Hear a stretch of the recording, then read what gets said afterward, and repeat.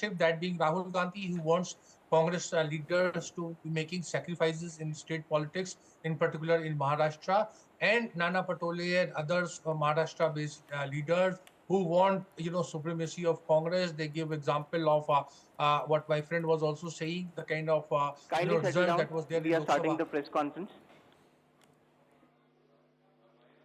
Sir, can we start? Oh, yes. A very good afternoon, all of you. I welcome you all to this press conference by the Election Commission of India to announce the schedule for the state assembly elections in Maharashtra and Jharkhand.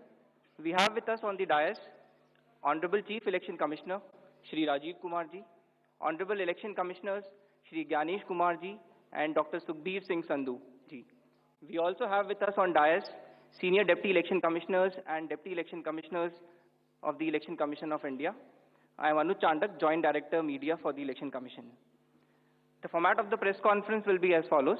There will be a brief address by the Honorable CEC along with a very informative presentation. The copy of presentation will be shared with you along with the press note and all of the details after the press conference conclude. After the address by Honorable CEC, we will be having a question and answer session. I would request all of you to kindly raise your hand and the mic will come to you. Kindly introduce yourself, your name and organization, and ask your question. Thank you so much. Now I would request Honorable CEC to kindly address the media.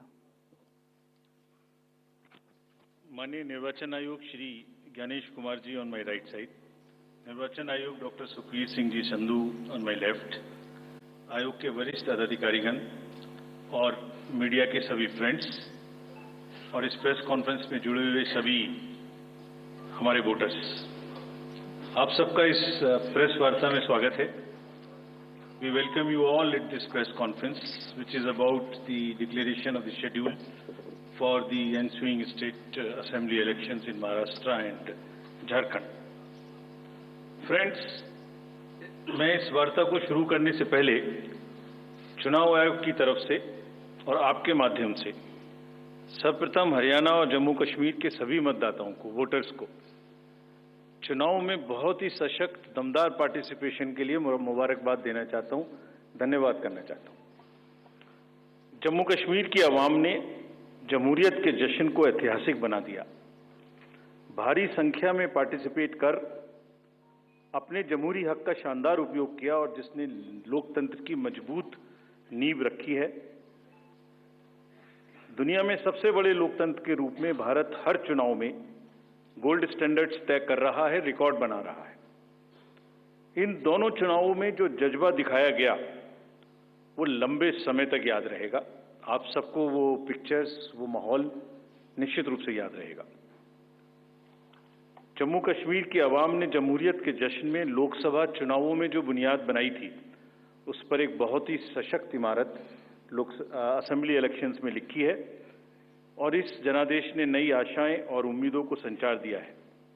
Now it is over to the people of J&K to take this democratic journey forward. और हम एक नया gold standard और set कर रहे हैं. Just to remind you, just to recall, चुनाव घोषणा के समय ही हम अपना इरादा घोषित करने लगे हैं. हम अपनी विल और इंटेंट को पहले बताते हैं और उसे पूरा करके दिखाते हैं. Just to take you down the memory lane, Lok Sabha के चुनाव के समय, हम अनाउंसमेंट के समय हमने वादा किया था कि हम 4M की चुनौतियों से निपटेंगे और हिंसा, पुनर्मतदान, धन और सोशल मीडिया के दुरुपयोग की अनुमति नहीं देंगे. और आप सब जानते हैं कि हमने वो करके दिखाया. भारत के चुनावों की गोल्ड स्टैंडर्ड्स की कड़ी में हम एक और नया अध्याय लिख रहे हैं.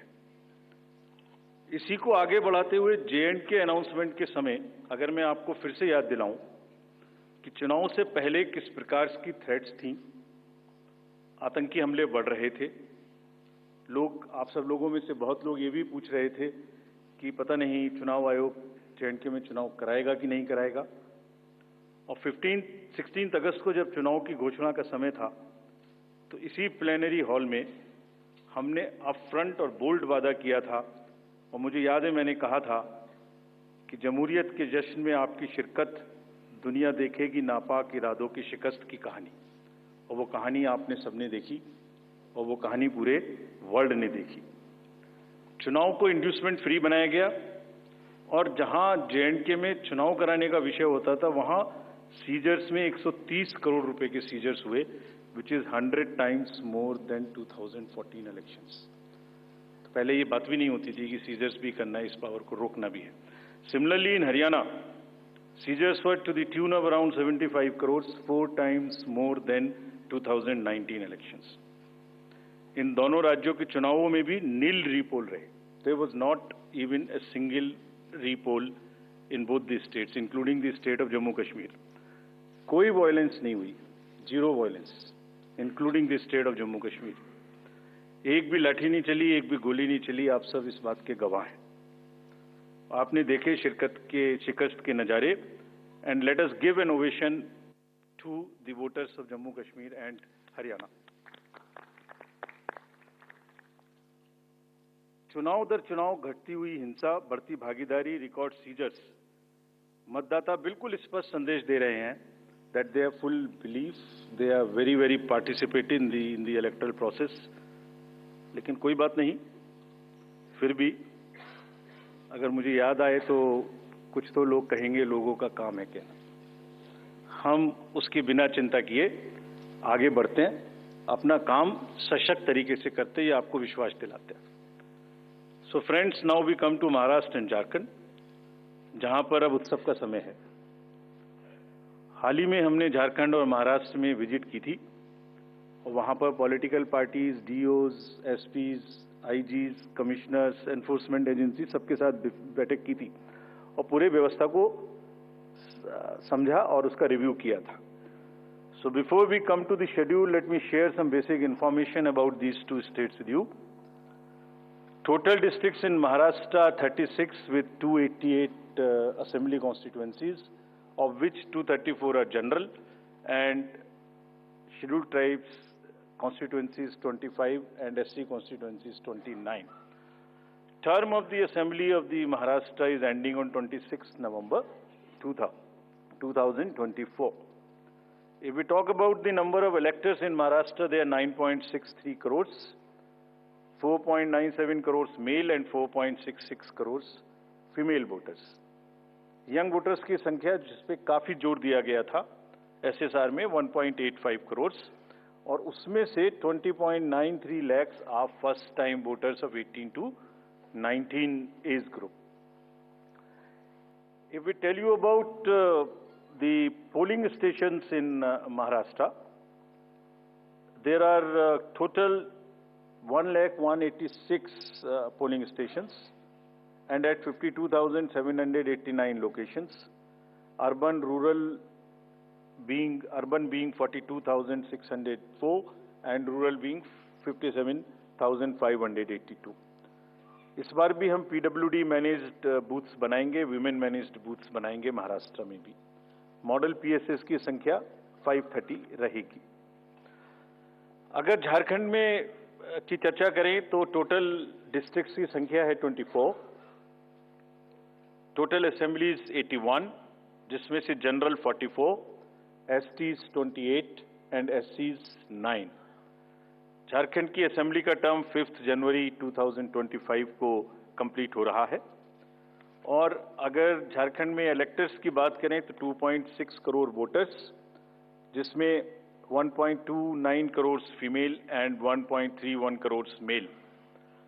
First time voters between 18 to 19 years are 11.84 lakh and 66.84 young voters in Jharkhand also.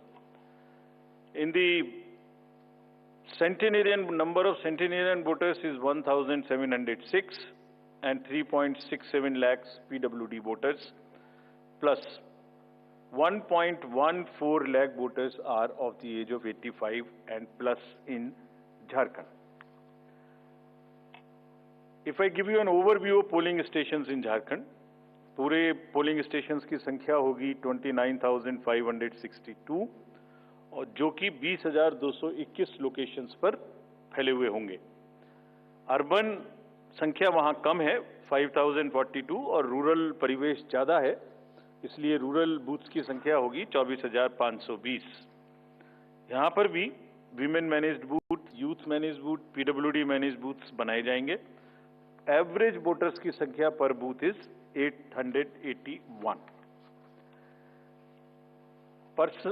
Particularly vulnerable tribal groups पे, जैसे मैंने पहले भी आपसे चर्चा की है, कमीशन का उनको एनरोल करने के लिए, उनको एम्पावर करने के लिए बहुत एम्फेसिस है।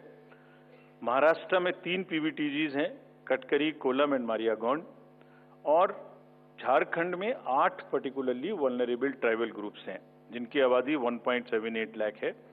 उसमें असुर, बिरहोर, मालपाड़िया, पहाड़िया, सौर्या, पहाड़िया, बिरजिया, कोवार एंड सावर, इन सबका लगभग 100% एनरोलमेंट इलेक्टरल रोल में किया गया है। सभी डीओज ये कोशिश करेंगे कि जो भी बूथ्स इनके यहाँ बने वो बहुत सहज इनके ही परिवेश में बने और इस तरह की स्वीप एक्टिविटी करें कि वो सबके सब अधिकतर मात्रा में अपने मतों का प्रयोग कर सकें। मैं फिर से रिपीट करना चाहता हूं कि सभी पोलिंग स्टेशंस पे एश्योर्ड मिनिमम फैसिलिटीज होंगी।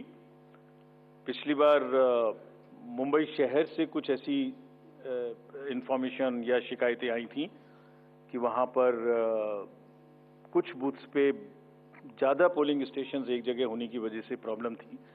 इस बार हमने रिव्यू में बहुत ही सख्त हिदायतें दी हैं, उनको रिव्यू किया है, रेशनलाइज किया गया है पोलिंग स्टेशंस को।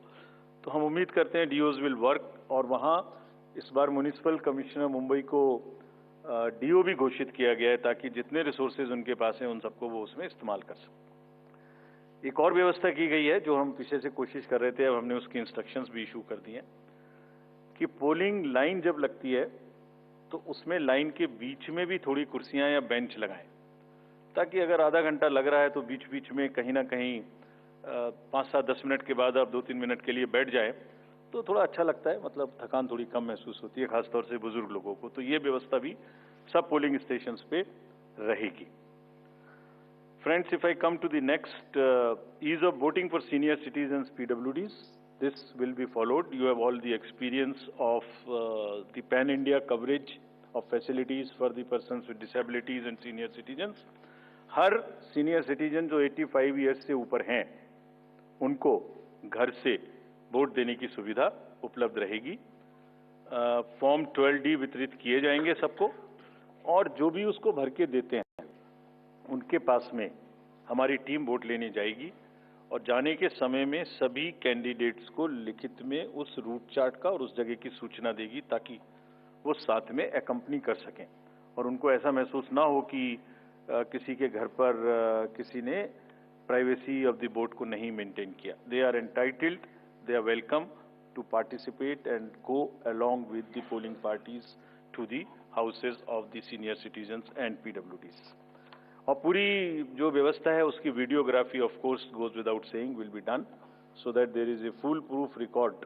वैसे भी पूरे चुनाव में आप जानते हैं कि कोई भी प्रक्रिया ऐसी नहीं है जिसमें वीडियोग्राफी ना होती हो, जिसका रिकॉर्ड ना रखा हो, सो दैट जहां पर कैंडिडेट्स पार्टिसिपेट ना करते हो और जहां पर वीडियोग्राफी ना होती हो। So every process of this can always be checked and seen. जैसे क्रिकेट में एक्शन रिप्ले होता है, तो अगर वहां गेम के समय एक्शन रिप्ले नहीं हो सकता तो बाद में हर जगह हर प्रोसेस की वीडियोग्राफी को देखा जा सकता है। इसी प्रकार से जो नेक्स्ट अगर मैं आपको बताऊं तो जो टेक्नोलॉजी है उसका हम फिर से बहुत यूज करेंगे। वोटर हेल्पलाइन ऐप में सभी वोटर्स अपनी सारी डिटेल्स देख सकते हैं। वो कहाँ मतदाता सूची में कहाँ नाम है, कहाँ फैमिली टुगेदर है, कहाँ उनको पोलिंग स्टेशन है, वो सब चीज़ देख सकते हैं। C vigil of course we have been very enthused. जैसे लास्ट पार्लियामेंट्री इलेक्शन में हमारे 10,000 करोड़ के सीजर्स हुए, जैसे मैंने अभी बताया J&K एंड हरियाणा में भी रिकॉर्ड सीजर हुए। We are sure that in Jharkhand and Maharashtra also the voters enlightened voters will inform us on C-Vigil about any malpractice which they notice in their area and we will reach there in 90 minutes to handle it.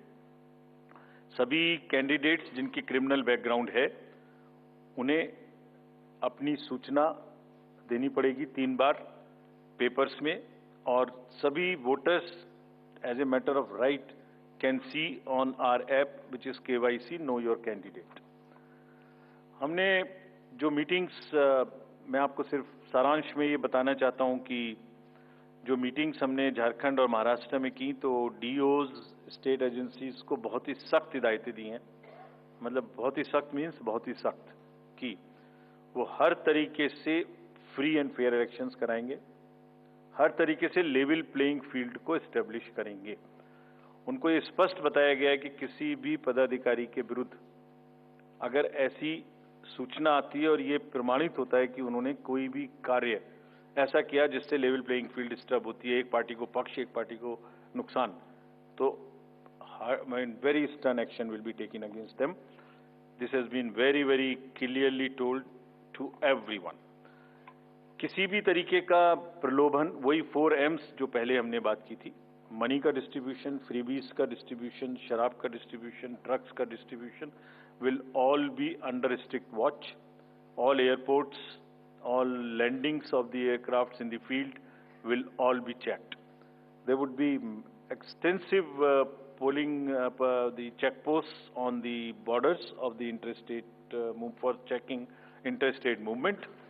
और कहीं से भी multi disciplinary teams वहाँ बनाने के लिए कहा गया है, यानी जिसमें एक्साइज भी होगा, पुलिस भी होगी, जीएसटी भी होगी, ट्रांसपोर्ट के भी लोग होंगे, ताकि वो 24/7 उनकी चेकिंग कर सकें। और साथ में ये भी हिदायत दी गई है कि चेकिंग का मतलब ये नहीं है कि कॉमन सिटीजन को कोई भी हैरेसमेंट होना चाहिए। That precaution must very very carefully be taken about all of them. सभी पोलिंग स्टेशंस 2 किलोमीटर के अंदर हों। किसी भी कंट्रोल रूम्स की स्थापना होगी हर डिस्ट्रिक्ट में, so that they can handle the social media narratives if there is anything which is wrongly being conveyed. ये सब का सब वहाँ पर निश्चित रूप से व्यवस्था होगी। सारांश में, if I summarize everything before coming to schedule, I would like to say that चुनाव लोकतंत्र का ऐसा त्योहार है और ऐसा उत्सव और पर्व है जिसमें सभी वोटर्स की भागीदारी बिल्कुल आवश्यक है, वांछनीय है, आवश्यक है, रिक्वेस्टेड है। We appeal to everyone to come and vote in large numbers in these elections also. साथ ही सभी राजनीतिक दल, सभी कैंडिडेट्स से भी अनुरोध है कि पूरे नियमों का पालन करते हुए कैंपेनिंग के दौरान निर्भय होकर कैंपेनिंग करें। लेवल प्लेइंग फील्ड एस्टेब्लिश करना हमारा काम है, लेकिन उसको वायलेट ना हो, उसमें कोई एक्सेसेस ना हो, ये उनका भी काम है। Now I come to the schedule for Maharashtra. This will be in single phase. The notifications, date of notifications are in front of you. 22nd October would be date of notification. Last date of making nomination would be 29th October. Scrutiny on 30th October. And last date for withdrawal 4th, and date of poll in Maharashtra would be 20th 11. Counting would be on 23rd 11 24, and you will notice that date of poll is Wednesday. This is deliberately, which lot of scheduling, whatever goes into scheduling, we have tried that it is midday, so that issue of urban apathy is handled. And in case of urban apathy, we are really very concerned. We want to make appeal through you to all our esteemed voters in the urban areas to please come and vote. It's not a healthy trend which is reflected.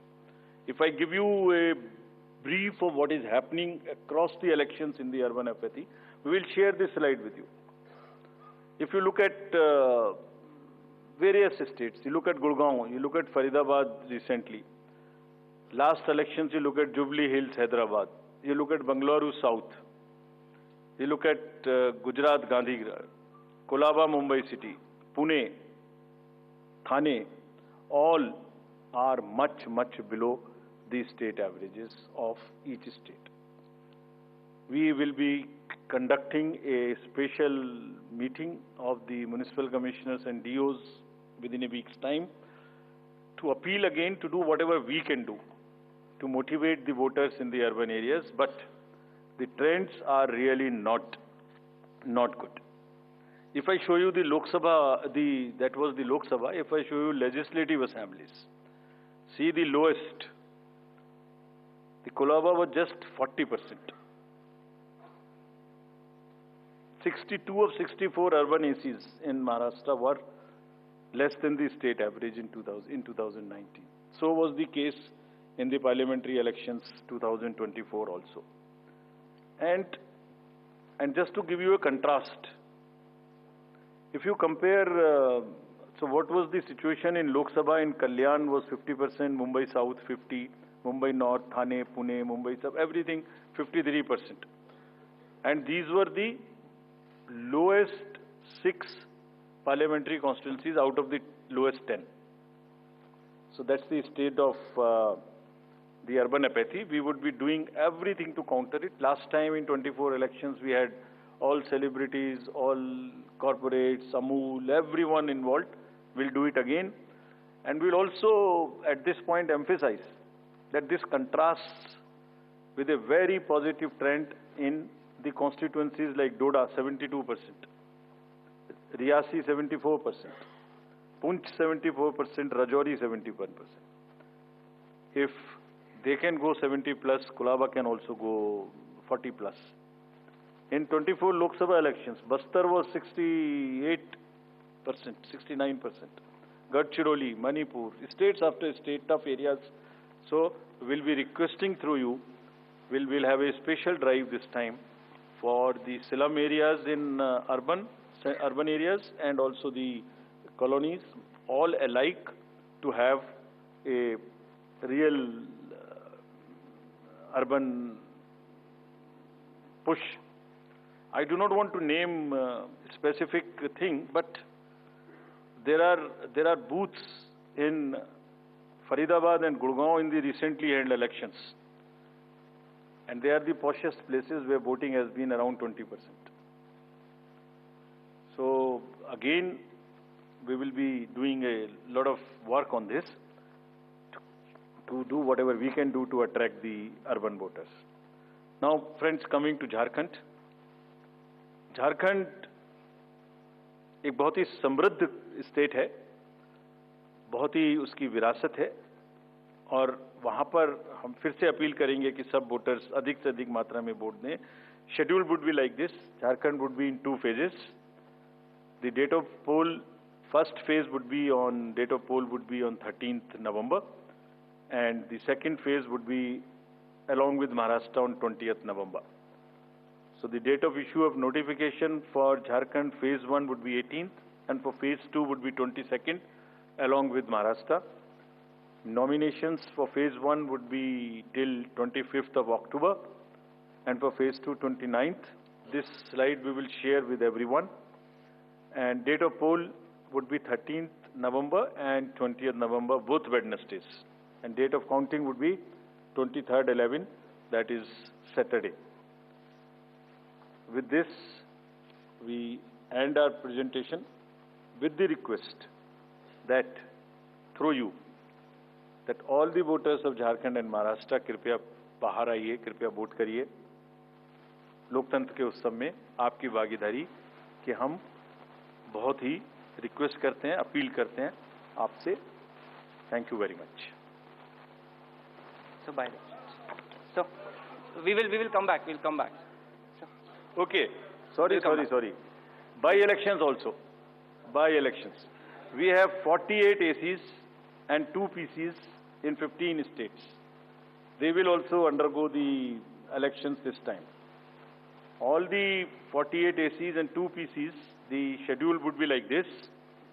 All the except 1 AC and 1 PC, where because of the festivities in some region, all 47 ACs and 1 PC of Kerala would undergo the election along with the phase 1 of Jharkhand.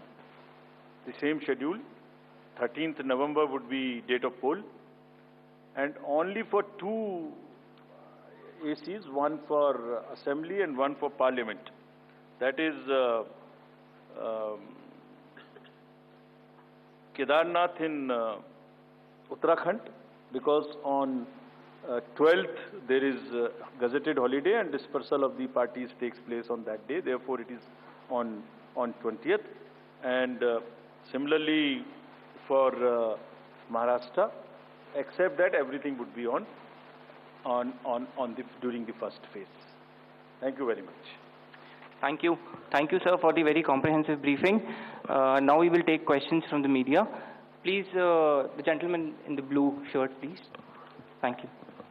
Sir, मेरा नाम प्रशांत लीला रामदास है। मैं news 18 लोकमत से हूँ और मेरा एक सवाल इस तरह का है कि कांग्रेस ने डिमांड की थी जो वहाँ के पुलिस महासंचालक है रश्मि शुक्ला, इनको हटाने को लेकर, इसको लेकर आयोग क्या सोच रहा है और उस पर क्या निर्णय होगा? Question from that side also. From the pink shirt, second row, Mr. Shailesh Yadav. This was about DG.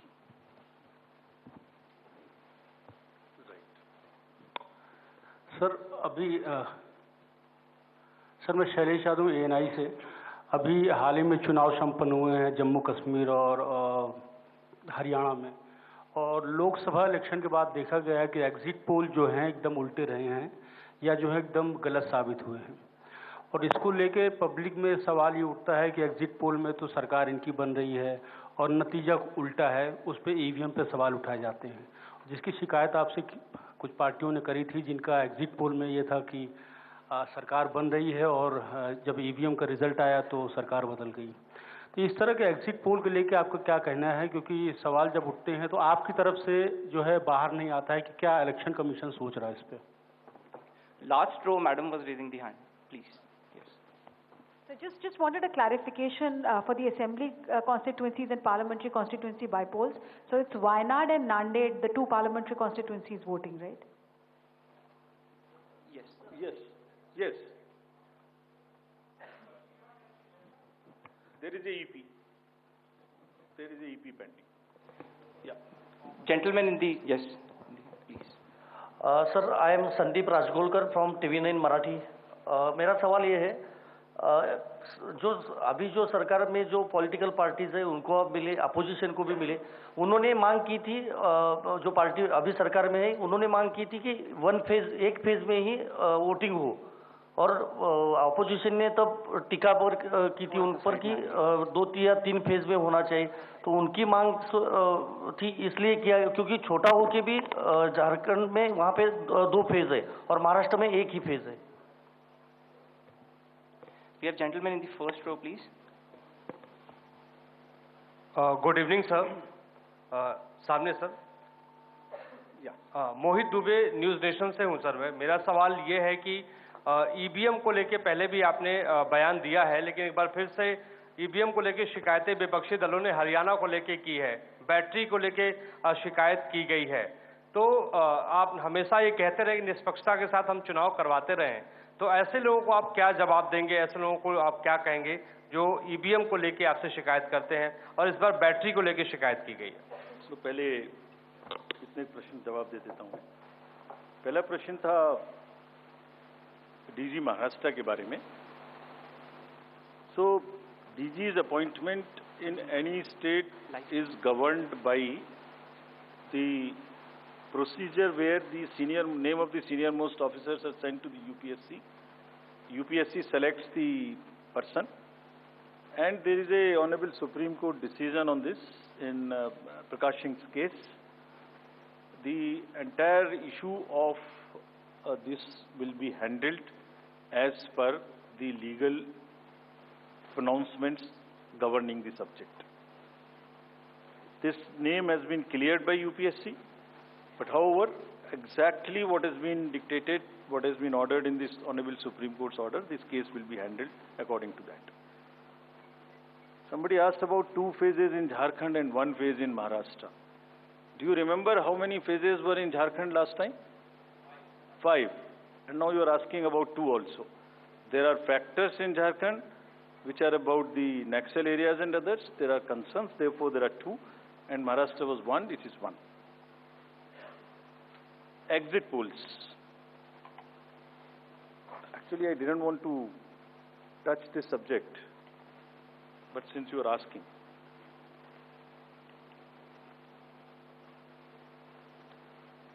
Exit polls के आने की वजह से, एग्जिट पोल्स के एक एक्सपेक्टेशन सेट करने की वजह से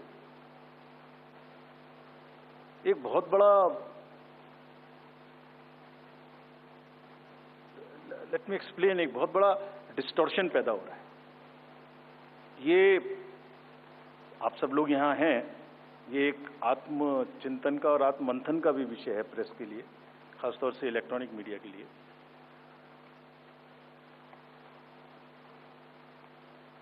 पिछले कुछ इलेक्शन से दो तीन चीजें एक साथ हो रही हैं, अगर हम उसको पूरे कैनवस को एक साथ देखें तो, और ये सबके लिए समझना जरूरी है।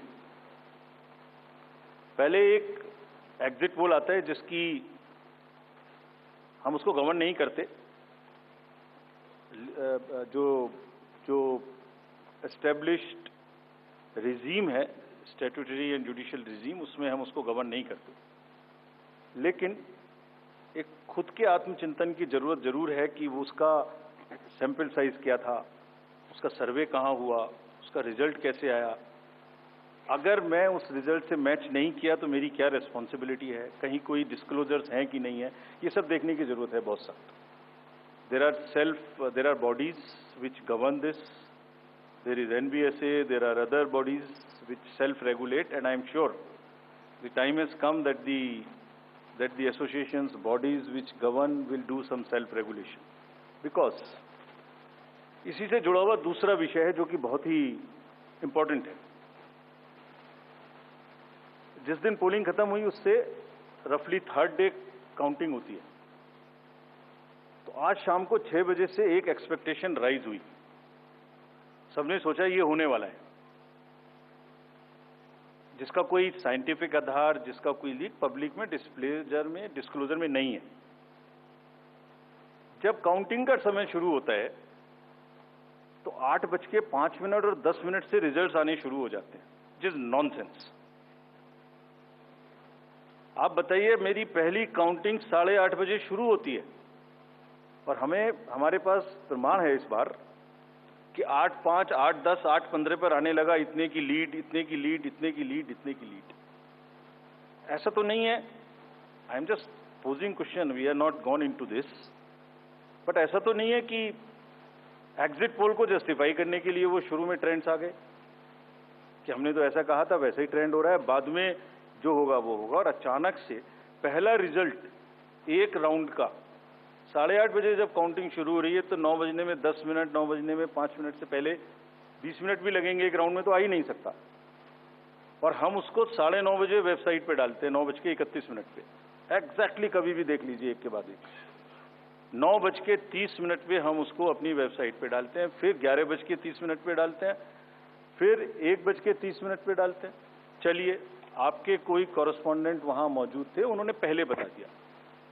प्रोसेस काउंटिंग में रिजल्ट को स्क्रीन पे दिखाना पड़ता है, एजेंट के साइन लेने पड़ते हैं, ऑब्जर्वर से जस्टिफाई कराना पड़ता है, तो ऑफिशियल साइट पे आने में आधा घंटा लग सकता है। लेकिन 9 बजे से 9 बजने में 10 मिनट से पहले कैसे आते हैं? और उससे क्या होता है, एक तो एक्सपेक्टेशन है एग्जिट पोल्स की, उसके बाद 8:45 बजे तक मैंने दिखा दिया, उसी के मापदंड से कि वो लीड कर रहे हैं लोग।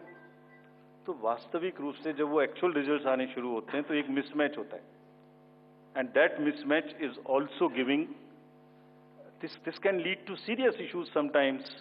Even the gap between expectation and achievement is nothing but frustration.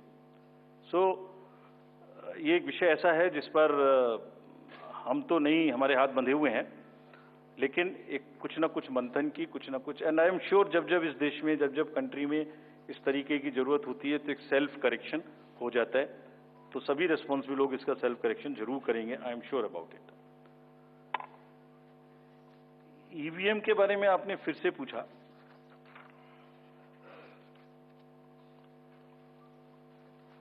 बहुत बार मैं बता चुका हूं आपको, थोड़ा समय लगेगा तो फिर से बता देता हूं। 6 महीने लगभग 5-6 महीने फर्स्ट एफएलसी शुरू होती है ईवीएम की। मैं 2 बात बता रहा हूं, बस मोटी सी 2 बात, बाकी सब आपको मालूम है। वो टेम्पर नहीं हो सकती, उसमें कोई कनेक्शन नहीं हो सकता। अभी लोग पूछते हैं जब पेजर से उड़ा देते हैं तो ईवीएम को कैसे हैक नहीं कर सकते, ये भी पूछते हैं। जब कोई किसी कंट्री में पेजर से उड़ा दिया तो ईवीएम हैक हो जाएगी। अरे भाई, पेजर कनेक्टेड होता है, ईवीएम कनेक्टेड नहीं होती। एनीवे, 2 बात मोटी मैं आपको बताता हूं, बहुत मोटी। 5-6 महीने पहले एफएलसी होती है, first level checking of the EVMs, और मेरे पास में एक पूरा रिकॉर्ड है। ये हम जो भी ईवीएम की शिकायतें बाय द वे आई हैं, वो हमारे पास 20 शिकायतें आई हैं। हर 20 शिकायत का हम इंडिविजुअल जवाब देंगे, फैक्ट बाय फैक्ट। सो इसमें कोई डाउट नहीं है। We will convey to each candidate to assure, this is our duty. Actually हमारी ड्यूटी है कि अगर कैंडिडेट ये पूछ रहे हैं कि आप बताइए, तो हम उन्हें बताएंगे, निश्चित रूप से बताएंगे, लिख के बताएंगे, पूरा डिटेल्ड बताएंगे और जल्दी ही बताएंगे। तो I am not going into individual cases, और उन सबको पब्लिश भी कर देंगे ताकि आप सबको भी पता लग जाए। But first level checking, randomization, second randomization, storage में रखना, स्टोरेज से बाहर निकालना, कमीशनिंग करना, कमीशनिंग के बाद वापिस स्टोरेज में रखना, फिर उसको पोलिंग डिस्पर्सल के दिन ले जाना, फिर उसको बूथ पे पहुंचाना, बूथ पे पूरा दिन वोटिंग कराना, फिर सील करना, फिर वापस स्टोरेज में रखना, फिर काउंटिंग के दिन निकालना, फिर पूरे दिन दिखाना। इसमें हर समय पर पॉलिटिकल पार्टी या उस कैंडिडेट या उसका एजेंट मौजूद रहते हैं। जब मशीन में कमीशनिंग होती है, उस दिन उसमें बैटरी डाली जाती है। पहले आया था, पहले और बहुत सारी चीजें आई थी कि वो हैक हो सकती है, उसका वोट इधर डाला तो इधर जा सकता है, कुछ हो सकता है। ये पहली बार आया। अब हम ये भी सोच रहे हैं कि इससे अगला क्या आएगा, हम नहीं समझ पा रहे इससे अगला क्या आएगा, बट लगता है अगला भी कुछ आएगा, रुकेगा नहीं। मतलब कितनी बार। एनीवे, कमीशनिंग बहुत जरूरी है समझना। वोटिंग से करीब 5 या 6 दिन पहले कमीशनिंग होती है। 5-6 दिन पहले उस दिन मशीन में सिंबल पड़ते हैं। तो अब मशीन में अभी तक नई बैटरी उस दिन एक डाली जाती है, और सील करके उस बैटरी पे भी कैंडिडेट के एजेंट्स के दस्तखत होते हैं। छोड़िए, मशीन पे तो होंगे ही होंगे, हमें भी नहीं पता, हमने भी पता नहीं कब बनाया था ये नियम, हमारे काम आ रहा है अभी कि वो बैटरी पर भी एजेंट के दस्तखत हो। और अब कमीशनिंग के बाद, क्योंकि 5 ही दिन बचे हैं और इसमें सिंबल लोड हो चुके हैं, ये उनके सामने में स्ट्रांग रूम में जाएगी, डबल लॉक लगेगा, 3 लेयर की सिक्योरिटी रहेगी, 3 लेयर की, जिसमें सीएपीएफ भी शामिल होगी, मस्ट है। ऑब्जर्वर होंगे। उसके बाद जब वो पोलिंग के डिस्ट्रीब्यूशन के दिन निकलेंगी, उस दिन फिर यही प्रोसेस होगा।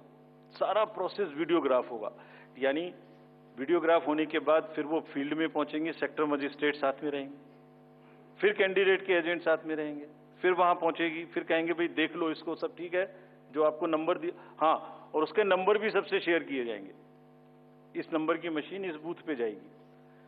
फिर जब वो बूथ पे पहुंच गई तो कहें भाई मिला लो आप, उसी नंबर की है कि नहीं है, वोट भी डाल के देख लो 50 ठीक है कि नहीं है। किसी ने 50 डाले, किसी ने 20 डाले, किसी ने कहा नहीं हमें ठीक है, हम नहीं डालेंगे। किसी स्टेज में किसी बूथ पर 20 कैंडिडेट हैं, किसी पर 5 कैंडिडेट हैं, किसी पर 5 ने कम वोट डाले, किसी ने ज्यादा डाले, बैटरी उसी हिसाब से यूज। फिर पूरे दिन वोटिंग हुई, तब एक एक वोट का हिसाब रखा, फिर बंद हुआ। बंद होने के समय में एंड ऑफ क्लोज ऑफ पोल में फिर से दस्तखत कराए, फिर से हिसाब लगाया कितने वोट पड़े, फिर से फॉर्म 17C दिया। उसको कितना दिखाएंगे, कौन दिखाता है इतना, बताइए। कोई एक प्रोसेस कंपैरेटिव बताइए पूरी कंट्री में जहां पब्लिक डिस्क्लोजर, पार्टिसिपेशन इतना अधिक हो, कोई ये बताइए प्रोसेस। उसके बाद में बंद करने के बाद में उसको स्ट्रांग रूम में बंद किया, फिर काउंटिंग के समय निकाला तो एक बैरिकेटिंग लगाई, उस बैरिकेटिंग के बीच में से जाएंगे, इधर उधर से नहीं जाएंगे ताकि कोई मिक्सअप ना हो। अच्छा, मिक्सअप कैसे होगा, वो नंबर हमने आपको दिया हुआ है। जब काउंटिंग में पहुंचे तो फिर कहें भाई चेक कर लो, फिर 17C से चेक कर लो, round wise round this is happening. And there is a provision for objecting to any of the issue relating to this at any stage, which has not happened. So हम individual जिसने वो बिल्कुल safe है, बिल्कुल robust है. अच्छा, और मैं बताता हूं आपको, आप पिछले 15-20 इलेक्शंस देख लीजिए. It is giving results after results differently. जहां मतलब ऐसा नहीं हो सकता कि जब पसंद का रिजल्ट ना आए तभी गलत है, ऐसा नहीं हो सकता. एनीवे, हम सबका इंडिविजुअल जवाब देंगे और आपको भी बताएंगे, उसको वेबसाइट पे डलवाएंगे, वो जवाब दे देंगे आपको. एक FAQ भी बनाएंगे उसका, बताता हूं मैं आपको. बट इसमें थोड़ा सा, चलिए आप अपना प्रश्न पूछ लीजिए, अभी ये बता देता हूं जी, बता दे. ये भी इसी के साथ बता दे. We'll take some questions from the. नहीं, ये प्रभु जी का इसके साथ ही बता देता हूं. जैसे मैंने पहले बताया, ये एक सिंगल यूज बैटरी है. जब ये पड़ेगी तो 5-6-7 दिन के लिए इस्तेमाल होगी. इसकी जैसे आपके कैलकुलेटर में बैटरी है. I mean, it is not mobile का बैटरी जो एवरी दिन चार्ज होगी. It is like calculator battery, 5 साल तक चलती रहेगी. जब शुरू हुई तो मान लिया वो 100% थी. अब वो धीरे धीरे यूज डिसयूज, कितना एक्सटेंसिव यूज, कितना ग्राफ किया, सबसे यूज होती रहेगी 10 साल के बाद तक, 5 साल तक. 5 साल में जब बंद होगी तो पता लगा उससे पहले 3-4% थी, आपको पता नहीं लगेगा, सडनली बंद हो जाएगी. बट हमने प्रोविजन बनाया हुआ है कि जब इनिशियल ये शुरू होगी तो इसकी 2 चीज हुई. एक परसेंटेज ऑफ चार्ज, एक output. Output is in terms of voltage. It's a very low required voltage which the machines require.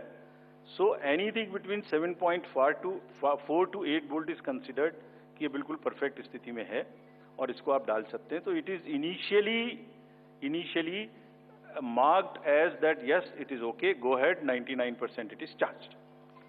Now after commissioning के समय में भी मॉक पोल की जरूरत है, पोलिंग स्टेशन में भी मॉक पोल की जरूरत है, नंबर ऑफ कैंडिडेट्स भी अलग अलग है. सो ये एवरीथिंग कैन डिफर डिफरेंटली. और जब भी वोल्टेज 7.4 से नीचे आएगी तभी ये एक्चुअल वो दिखाना शुरू कर देगी. This is how it is designed. And अगर 5.4 या कोई परसेंटेज है उसके आस 5.4 5.8, जब 5.8 पर आएगी तो ये सिग्नल देगी, जैसे गाड़ी सिग्नल देती है येलो बटन दबा के कि अब ये बंद होने वाली है, so please replace. This is what it is. But for general, जिससे कि टेक्निकल लोग भी इसको एग्जामिन कर सकें, आप लोग भी जान सकें, हम इसका एक बिल्कुल डिटेल बना के, जितना मैंने बताया इससे भी ज्यादा विस्तार में, इसको FAQ में डालेंगे. और जो भी सदस्य गणों ने, जो कंटेस्टिंग कैंडिडेट्स ने हमसे पूछा है और जो पार्टीज ने हमसे पूछा है, उनका हम बहुत इज्जत के साथ, बहुत सम्मान के साथ पूरा जवाब देंगे. और जैसे जैसे आरओज अपना अपना जवाब दे देंगे, we have asked all ROs 20 कि आप सब डॉक्यूमेंट करिए, सब बताइए कि कब कमीशनिंग हुई, सब बताइए कौन कौन साथ में था, पूरा डिटेल विस्तार बना, पूरी प्रोसेस एंड टू एंड. और बनाने के बाद हमने माननीय कैंडिडेट को आप जवाब दीजिए. दिस इज योर ड्यूटी इन लोकतंत्र. अगर कोई पूछ रहा है तो आप जवाब दें, हम उसका जवाब देंगे. और जवाब देने के बाद कंपाइल करके हम आपको भी सबको बताएंगे, इसको बताएंगे. Thank you. We will take one question from sir, media friend from Maharashtra also with us, sir. Gentleman in the third row, please. A few more last round. नमस्कार सर, मेरा नाम प्रमोद जगताप है, मैं सकालिया ग्रुप के शाम अच्छा, एक चीज और बता दूं, एक चीज और इसमें मैं आपको बता दूं. एक हमारा C&B का भी प्रोसीजर है, जो माइक्रो कंट्रोलर और प्रोसेसर को हम चेक कर सकते हैं. मुझे नहीं लगता कि इन 20 कॉन्स्टिट्यूएंसी से कोई भी रिक्वेस्ट C&B की आई है, कोई रिक्वेस्ट नहीं है. So anyway, we will give specific replies upon. Yes please. हाँ सर, मेरा नाम प्रमोद जगताप है, मैं सकाल मीडिया ग्रुप के शाम टीवी न्यूज चैनल से हूँ. मेरा सवाल जो है वो सिंबल को लेके. महाराष्ट्र में एनसीपी के 2 गुट होने के बाद तुतारी और ट्रम्पेट, तुतारी जो है शरद पवार की पार्टी को दे दिया, लेकिन लोकसभा चुनाव में ट्रम्पेट जो है वो भी सिंबल कोई इंडिपेंडेंट कैंडिडेट को दे दिया था. इससे ज्यादा वोट उस इंडिपेंडेंट कैंडिडेट ने लिए थे. शरद पवार के एनसीपी का ऐसा कहना है कि ये सिंबल जो है वो फ्रीज करना चाहिए। महाराष्ट्र के स्टेट इलेक्शन कमीशन ने स्थानिक स्वराज्य संस्था के जो चुनाव है उसमें वो फ्रीज किया है, लेकिन केंद्रीय चुनाव ने अभी तक उसके ऊपर कोई डिसीजन नहीं लिया। तो आप उसको लेके कोई आपकी एसओपीज बनाने वाले हो, वो सिंबल अभी फ्रीज करने वाले हैं, निम्न उसके का जरा सविस्तर बताइए please. Gentleman in the this side, thank you. Rajiv sir, मैं आनंद कुमार सिंह हूं, न्यूज इंडिया न्यूज चैनल से। सर, मेरा एक सवाल आपसे है। मैंने लोकसभा चुनाव और विधानसभा चुनाव जम्मू कश्मीर कवर किया था, तो मैंने तेलंगाना में देखा कि हिजाब को लेकर लोकसभा बीजेपी की प्रत्याशी थी, तो वो हिजाब को लेकर आइडेंटिफाई कर रही थी, जिसको लेकर विवाद हुआ था। और ऐसा ही जम्मू कश्मीर में भी हुआ, किश्तवाड़ से शगुन परिहार को उम्मीदवार थी बीजेपी की, तो वो भी हिजाब उठाकर शक्ल देखने को लेकर, आइडेंटिटी को लेकर देखना चाहते, जिसको लेकर विवाद हुआ था। दिल्ली बीजेपी ने आपको लिखा है कि इसको लेकर एक एसओपी बनाई जाए जिससे आइडेंटिटी क्लियर हो सके। तो मेरा सवाल आपसे सीधा ये है कि डेमोक्रेटिक राइट या कल्चरल राइट, आप किसको आगे रखेंगे? Yes please to the gentleman. जी सर, एक सवाल ये भी था कि आपने एक करके will go by Anuj please. Rajiv sir, अभी जो है आपने चुनावों की तारीखों का ऐलान किया है, लेकिन उसमें कुछ ऐसी सीट्स हैं विधानसभा जहां पर उपचुनाव होना था या लोकसभा जिन पर नहीं ऐलान किया गया। वो कौन कौन? सब पर क्या? यूपी की 10 सीटें थी। 10 की 10 होंगी। 9 किया है। Basirhat is under the election petition. There is an election petition in Basirhat, so that is one case. 10 सीटें थी ना। Milkipur also is under election petition. So let me say it that way. जहां इलेक्शन पेटिशन नहीं है वहां सब में हो रहा है, ठीक है? वो दे देंगे, वो 2 तो मैंने बताई दी आपको। चलिए, let us go orderly. Yeah, please follow a system. Thank you. Two more questions. Two more. This row. Green. 2 last questions, please. Sir, this is Nishant Azad from Organizer English Weekly. My question is that misuse of AI and deepfakes is increasing. So what are the steps Election Commission is taking to deal with this issue? Good question. Sir, अभी मुंबई जैसे बड़े शहर में जिस तरीके से दिन दहाड़े मर्डर हुआ, महाराष्ट्र में जिस तरह से लगातार घटनाएं बढ़ी हैं अपराध की, इसको लेकर बहुत ज़्यादा चिंताएं हैं, बहुत सारी बैठकें भी हुई हैं। इसको लेकर किस तरीके से चुनाव आयोग ने इससे पहले हालांकि बैठक की थी, अब किस तरह से तैयारियां की जा रही हैं ताकि खास करके शहरी इलाकों में जहां पर आप वोटिंग परसेंटेज वैसे भी कम देख रहे हैं, बांद्रा का इलाका हो, जुहू वर्सोवा, कैसे लोगों में कानून और व्यवस्था के लिए लोगों के मन में विश्वास पैदा करेंगे ताकि लोग वोटिंग के लिए ज्यादा से ज्यादा निकलें? Thank you. We will take one more question, sir. Let him answer. Let him answer. Let me answer these questions first. About this symbol, first question is about the symbol of the NCP. NCP का जो symbol है, man blowing turi. So उसमें हमारे पास में 2 request आई थी NCP SP से। एक तो ये आई थी कि उनको जब हमने रिकॉग्नाइज कर लिया है एज स्टेट पार्टी, तो उन्हें हम कंट्रीब्यूशंस रिसीव करने की भी स्वीकृति दें। और दूसरी रिक्वेस्ट आई थी कि उनको जो उनका सिंबल है वो प्रोमिनेंट नहीं है, वो जब वोटिंग मशीन के बैलेट यूनिट के अंदर में छोटा दिखाई देता है, तो उसका रेशियो ऐसे चेंज कर दीजिए कि वो स्पष्ट से मैन ब्लोइंग तुरी दिखाई देने लगे। और दूसरी रिक्वेस्ट एक और भी साथ में थी कि उस जैसा एक कोई ट्रम्पेट है उसको हटा दीजिए। 3 रिक्वेस्ट। सो पहली रिक्वेस्ट हमने उनकी मान ली। हमने उन्हें उसी दिन ऑथराइज कर दिया था कि आप ड्यूली कंट्रीब्यूशंस ले सकते हैं, subject to the disclosures which every political party has to do. Secondly, हमने उनको लिखित में ये भी छूट दी थी कि आप खुद हमें बताइए कि आप अपने सिंबल को, मैन ब्लोइंग तुरी को किस तरीके से बैलेट यूनिट में दिखाना चाहेंगे। तो उन्होंने कहा था हम इस तरह से दिखाना चाहेंगे। 1-2 चॉइस दी थी, जो उनकी पहली चॉइस थी वो हमने मान ली। सो इस इलेक्शन में उनका सिंबल वुड भी ज्यादा दिखाई देगा, मतलब प्रोमिनेंटली दिखाई देगा। तीसरी रिक्वेस्ट थी, वो एक ट्रम्पेट है इस टाइप की, जो कि मैन ब्लोइंग तुरा से बिल्कुल डिफरेंट है। तो कमीशन ने उसी दिन बताया था कि वो उससे डिस्टर्ब नहीं करता है। So all the 3 have been accepted, that is 1. All AI and deep fakes, this is a very, very contextual question. This is disturbing all the elections world over. I have said it earlier also. It's a very serious issue. हमने इसके लिए 2-3 चीजें की हैं और आपने अगर 24 parliamentary election में देखा होगा.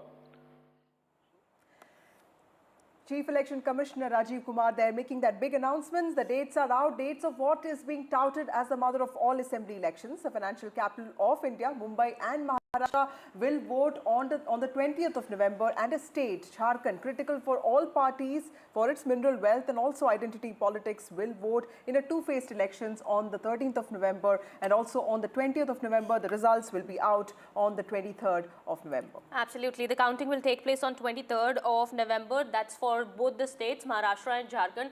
Now, we do know, Vasudha, Maharashtra is a big state and it's particularly interesting. A lot has happened in the last few years in the state.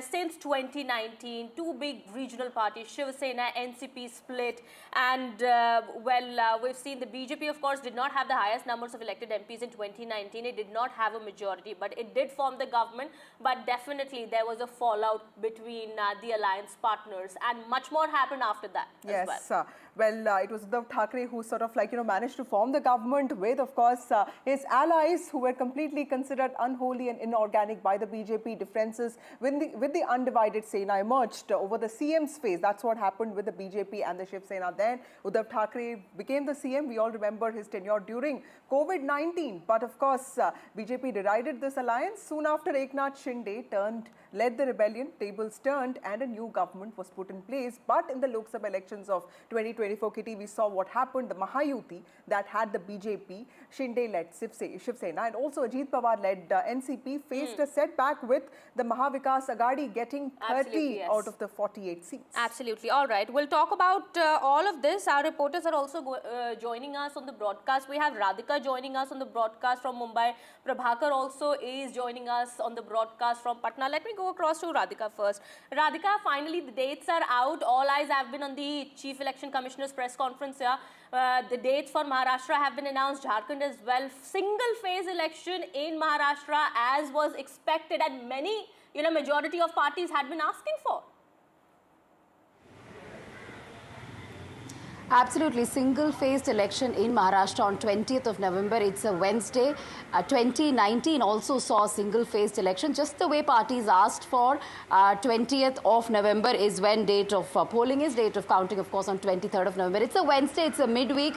And we just heard the senior official there pointing at how, as a result of urban apathy, they decided to keep midweek as election date, considering the fact that, some of the elections that happened in Maharashtra, particularly in Bombay, it fell on a Friday or a Monday and it saw a dip in the votes. So therefore, it is on a weekday. We'll have to see if it will make any sort of difference to voters here. But certainly, it's going to be a fascinating election of sorts, Kitty and Vasudha. As you've been pointing out, it is complex. 2019 is very different from 2024. 2019 was when it was BJP Sena versus Congress NCP, which was the equation for the longest time. But it all changed, soon after the election results came out.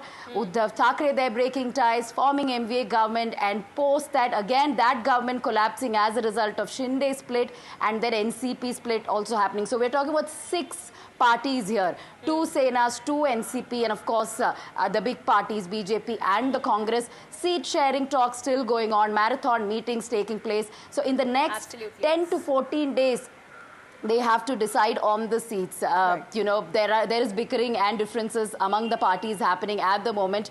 But, looks like the campaign and the seat sharing discussions will pick up pace from today. Looks like the seat sharing deal is almost done in the Mahayuti, Vasudha. But yes, there are, as Radhika also has been pointing out, there are some differences in the MVA. Of course, that needs to be that's why I think the CEC out. meeting that's going to happen today on the Jharkhand, and of course the CEC meeting that's happening of the BJP for Maharashtra will in fact give us some clarity on this. Aishwarya, to you next. Aishwarya Jain joins us, and she's been covering the EC, the very important EC briefing. Some very important points that Rajiv Kumar made today, including giving a response to the Congress party on the EVM claims, so that I think was very important. And also he talked about urban apathy that Radhika was pointing out. What are the big takeaways from what Rajiv Kumar said today? Well, two important things.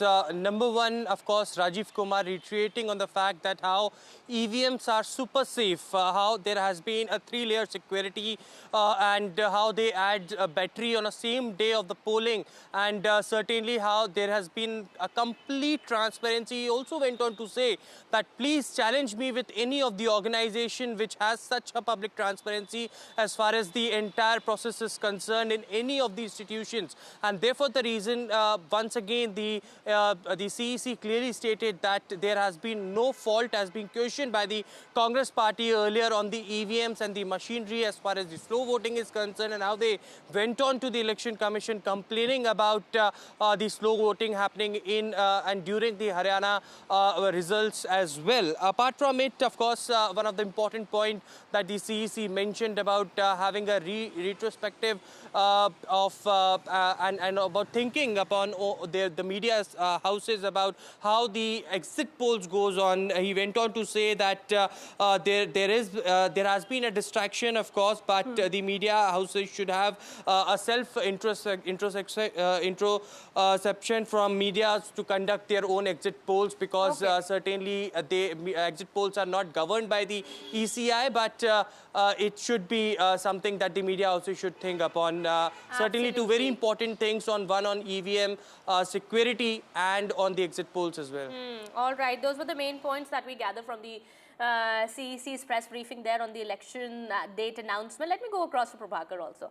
Prabhakar, what's at stake in Jharkhand? I mean, election dates have been announced now, finally, November 13th and November 20th, two-phase election.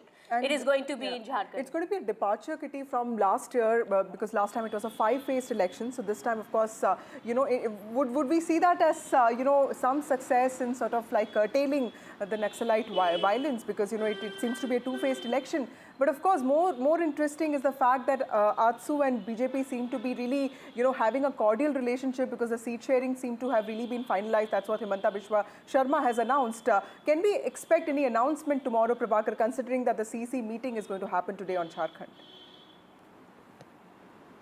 Yeah, that is exactly the topic which the CEC would be discussing. Apart from deciding upon our candidates, they would certainly be trying to cobble together the entire NDA flock in Jharkhand. Remember, it was AIJSU, AJSU as they call it, and the BJP, which are the alliance partners in Jharkhand for quite long.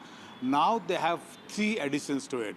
They have JDU now, which is headed by Nitish Kumar. They have Chirag Paswan's party, and they also have Jitan Ram Manjhi's party. And all 3 are now deciding a bigger share of the slice of the cake over there.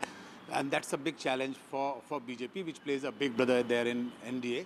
They have 81 seats to contest, and they already have 2 alliance partners, so they have to accommodate now all 3 of them. From our sources in BJP, what we are getting to learn that the Chirag Paswan's party and Jitan Ram party, they would be offered 1 seat each, and JDU might be offered 2 each. So whether they would accept this offer, whether they would try and bargain on it, how hard the bargaining would go, that is a big challenge for the BJP, and they would have to settle this down within next week or so, because now that the dates have been announced and the code of conduct is in place, so technically speaking, now the campaign would start on the ground. As far as the 2 phases of Jharkhand election is concerned, it's certainly a step down. We have seen election happening in 5 phases in Jharkhand. It was not because of the political reason, it was mainly because of the Naxal region, it was because of the administrative region, and the EC decides actually to do it in phases because they try and give time for the security forces on the ground to dominate the area before the elections are actually held on the ground, because we have seen Naxal violence especially spiking up during the polls. Absolutely, and it's going to be a 2-phase election this time around. We hope things are going to be simpler and could proceed effectively on the ground as voting takes place on November 13th and 20th, of course. Let me go back across to Radhika here. Radhika, we've been talking about the seat sharing arrangement between the MVA partners and the Mahayuti partners. Of course, it's going to be a battle between the 2 major alliances, 6 parties fighting this big battle in Maharashtra, of course, this time around. We believe that the seat sharing deal is almost done and dusted. in the Mahayuti, but there are of course differences in the MVA that of course need to be ironed out, that of course would require some more meetings. But is there time? I mean, the MVA partners will have to do it quickly now. That's right, not much time left, which is why marathon meetings are happening, and they'll continue to happen for a few more days until, of course, they come out with the final formula. As far as Mahayuti is concerned, yes, the leaders have been telling us that 90% of the decisions have been made. They've made decisions on more than 230 seats, 230 to 235 seats decided of the 288 ones. Now, the rough formula, as far as Mahayuti is concerned, is BJP could be getting lion's share, which is 150. The Sena, Shinde Sena would be getting close to 90 to 100, and 40 to 50 is what Ajit Pawar may be getting, although he had been fighting for close to 70 seats. But as a result of his poor showing in Lok Sabha polls, he didn't have much to really showcase on the negotiation table. He couldn't do much, so therefore he will have to make do with close to 40 to 50 seats. This is a rough formula. Again, there will be an official confirmation on it in a few days. MVA also continues to maintain that there is no bickering, there are no disputes, and almost all of it has been decided. But we know for a fact that there had been a lot of meetings taking place almost every day, headed by Nana Patole, Sanjay Raut and so on. And they've been maintaining that no discord, and almost all of it is finalized. They've been having separate meetings for Mumbai seats, separate for Vidarbha, separate for the other regions of Konkan and so on.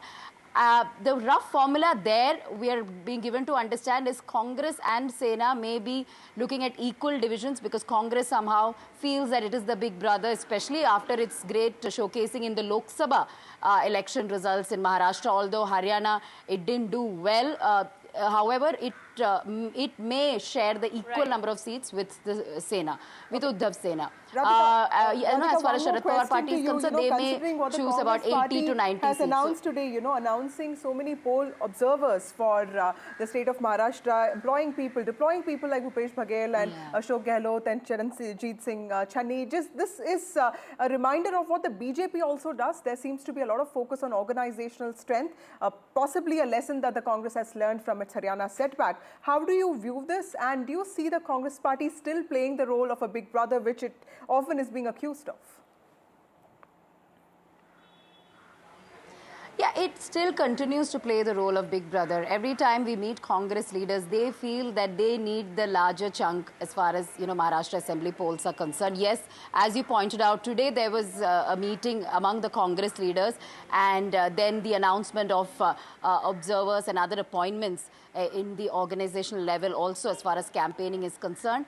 But yes, multiple meetings have been taking place within the Congress party itself. And every time we speak to our top leaders, they feel that they should get the lion's share, and it was because of them. Of course, they did win majority of seats in the Lok Sabha elections, no doubt about it. As a result of that, they feel that they should be getting more seats in assembly as well. However, Haryana has sort of, changed that. There is some sort of balance now, because after Haryana, not just leaders from other, states, but leaders from within MVA, Sanjay Raut had lashed out at the Congress party for its overconfidence, arrogance in the Haryana showing. So therefore, there is some sort of balance, and Congress has toned down from what it was perhaps a few weeks back. Pointed out, well, the Congress here at this point in time, even if it tries to play the big brother here, it doesn't really have the bargaining power. It clearly has lost the bargaining power, and you've just pointed out how Shiv Sena's Sanjay Raut also had lashed out of the Congress party, saying that, well, in Samna also it was clearly mentioned that it was the arrogance of the Congress party that was the reason for its Haryana debacle. Absolutely. Well, that's something that the Congress party will have to take into consideration. Yeah, the Congress setback in Haryana has been a reminder of the party's sort of like strength. But in Maharashtra, Kitty, the party actually performed really well. So I think, that also gives gives Congress the kind of confidence that it's showing right now. Sunil Prabhu also joins us. Sunil, also tell us about the other important elections that are going to take place, including that of Wayanad. We're also expecting dates of Milkipur and Basirhat to be announced. That unfortunately has, that's in the court. So what are the other elections that the country will witness? Give us an importance, a sense of the significance of these by-polls, which will also take place along with Jharkhand and Maharashtra elections. Well, these elections were long overdue, as you're well aware, because they were vacated on the first week of June. So in that context, as you said, Wayanad will be going. Priyanka Gandhi Vadra has already been announced as the candidate, so she will be contesting. Wayanad, of course, has seen that unfortunate landslide, which has been a natural disaster, and that is the reason for why the Election Commission had decided to defer the by-elections at that time. So definitely that is an indicator. It's a kind of a acid test, be it in the assembly elections, assembly constituencies, or in the Lok Sabha constituencies for various state governments to see and assess how their governments are performing, be it for Siddaramaiah, be it for Kerala, and the list carries on. So the last two names that you talked about, Midnapur and thing in West Bengal, that's because of an election petition. They are not being held, and that is subject to a court decision. Only then will they be able to announce that candidature. So by and large, I think the elections will be across the country in wherever there have been vacancies. So they will definitely be filled up. All right. Thank you so much, Sunil, for getting us all those details. Thank you, Radhika, as well as Prabhakar for getting us all those details. Well, another big development now, Vasudha, before we take a break here, is that Maharashtra Chief Minister Eknath Shinde has announced a Diwali bonus also for the government employees, for BMC employees, kindergarten teachers and ASHA workers who are supposed to get bonus more than last year. And this is something that might actually upset the MVA because it comes just right before the poll dates were announced, half hour before that. And Kitty, there's been a spree of announcements that he has made. Like yesterday we saw him announcing, the dismissal of the tolls, the toll charges that you have to, pay when you enter Mumbai. So that was also seen as a big relief for middle-class commuters. And before that, of course, constitutional status to the SE Commission. So clearly, this government wants to come back. It's a government in a hurry. But Jharkhand government has also done the same. So ruling parties everywhere all alike. That seems to be the case. Absolutely. Well, of course, the parties do not want to leave any chance and are trying to do their best, making their best efforts to woo the voters. Whether that's going to translate into votes or not, that of course remains to be seen. We'll also be joined by senior journalist Smita Gupta on the broadcast. We'll go to Smita Gupta in just a bit. Ma'am, we'll have to stop here for a short break. We'll be right back.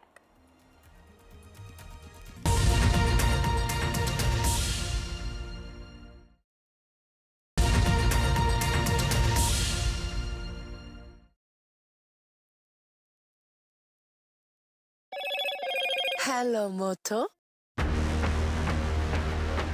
Motorola Edge 50 Pro, world's first AI-powered pro-grade camera.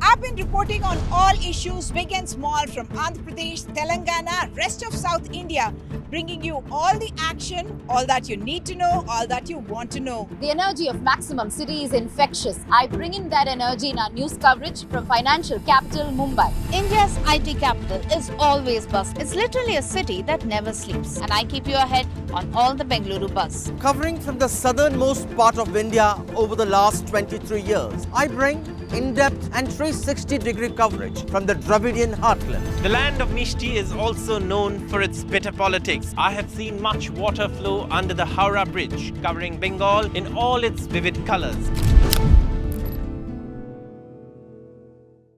In a world of shifting power dynamics, India stands tall as a global force. Join us at the NDTV World Summit 2024, where Prime Minister Narendra Modi will unveil his transformative vision for the India century. Be a part of a summit of thought leaders and visionaries shaping the world's future. NDTV World Summit, October 21st and 22nd on the NDTV network. Stay informed and entertained with the new and updated NDTV News app. You can watch all our channels live, listen to podcasts, read breaking and exclusive news from around the world and more. Download the NDTV app today and get access to the best journalism and storytelling on your smartphone or tablet. The NDTV app. News that matters to you. New day, new show, a new experience. Start your day with the news, not views. We bring you stories that matter and impact your life. News that informs and keeps you ahead. From Maximum City, Mumbai, to the seat of power, Delhi, NDTV brings you the best breakfast show. Breakfast news on NDTV, 8 a.m. every day.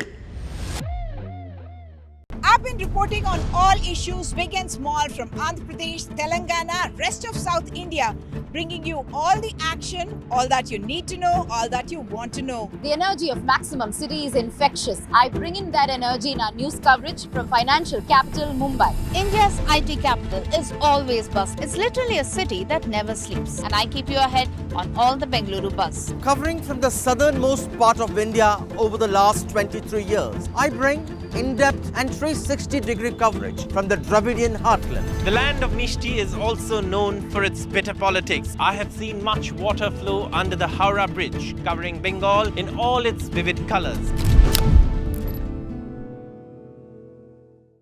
In a world of shifting power dynamics, India stands tall as a global force. Join us at the NDTV World Summit 2024, where Prime Minister Narendra Modi will unveil his transformative vision for the India century. Be a part of a summit of thought leaders and visionaries shaping the world's future. NDTV World Summit, October 21st and 22nd on the NDTV network. Stay informed and entertained with the new and updated NDTV News app. You can watch all our channels live, listen to podcasts, read breaking and exclusive news from around the world and more. Download the NDTV app today and get access to the best journalism and storytelling on your smartphone or tablet. The NDTV app. News that matters to you. New day, new show, a new experience. Start your day with the news, not views. We bring you stories that matter and impact your life. News that informs and keeps you ahead. From Maximum City, Mumbai, to the seat of power, Delhi, NDTV brings you the best breakfast show. Breakfast news on NDTV, 8 a.m. every day. I've been reporting on all issues big and small from Andhra Pradesh, Telangana, rest of South India, bringing you all the action, all that you need to know, all that you want to know. The energy of Maximum City is infectious. I bring in that energy in our news coverage from financial capital Mumbai. India's IT capital is always buzz. It's literally a city that never sleeps. And I keep you ahead on all the Bengaluru buzz. Covering from the southernmost part of India over the last 23 years, I bring in-depth and 360-degree coverage from the Dravidian heartland. The land of Mishti is also known for its bitter politics. I have seen much water flow under the Howrah Bridge, covering Bengal in all its vivid colors. In a world of shifting power dynamics, India stands tall as a global force. Join us at the NDTV World Summit 2024, where Prime Minister Narendra Modi will unveil his transformative vision for the India century. Be a part of a summit of thought leaders and visionaries shaping the world's future. NDTV World Summit, October 21st and 22nd on the NDTV network. Stay informed and entertained with the new and updated NDTV.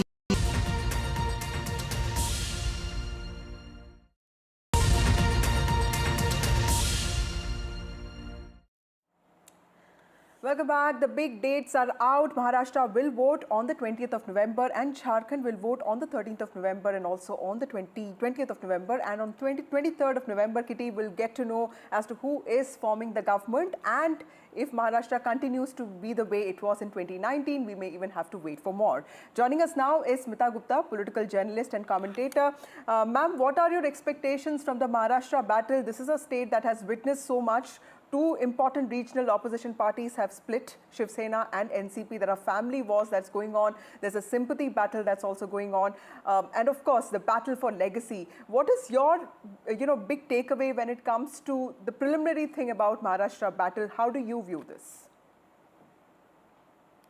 Well, these elections are being held in the backdrop of the recent elections in Haryana and Jammu and Kashmir. And as most people who have, covered the Haryana elections, these two elections, one big negative factor against the Congress was that it did not pull its weight.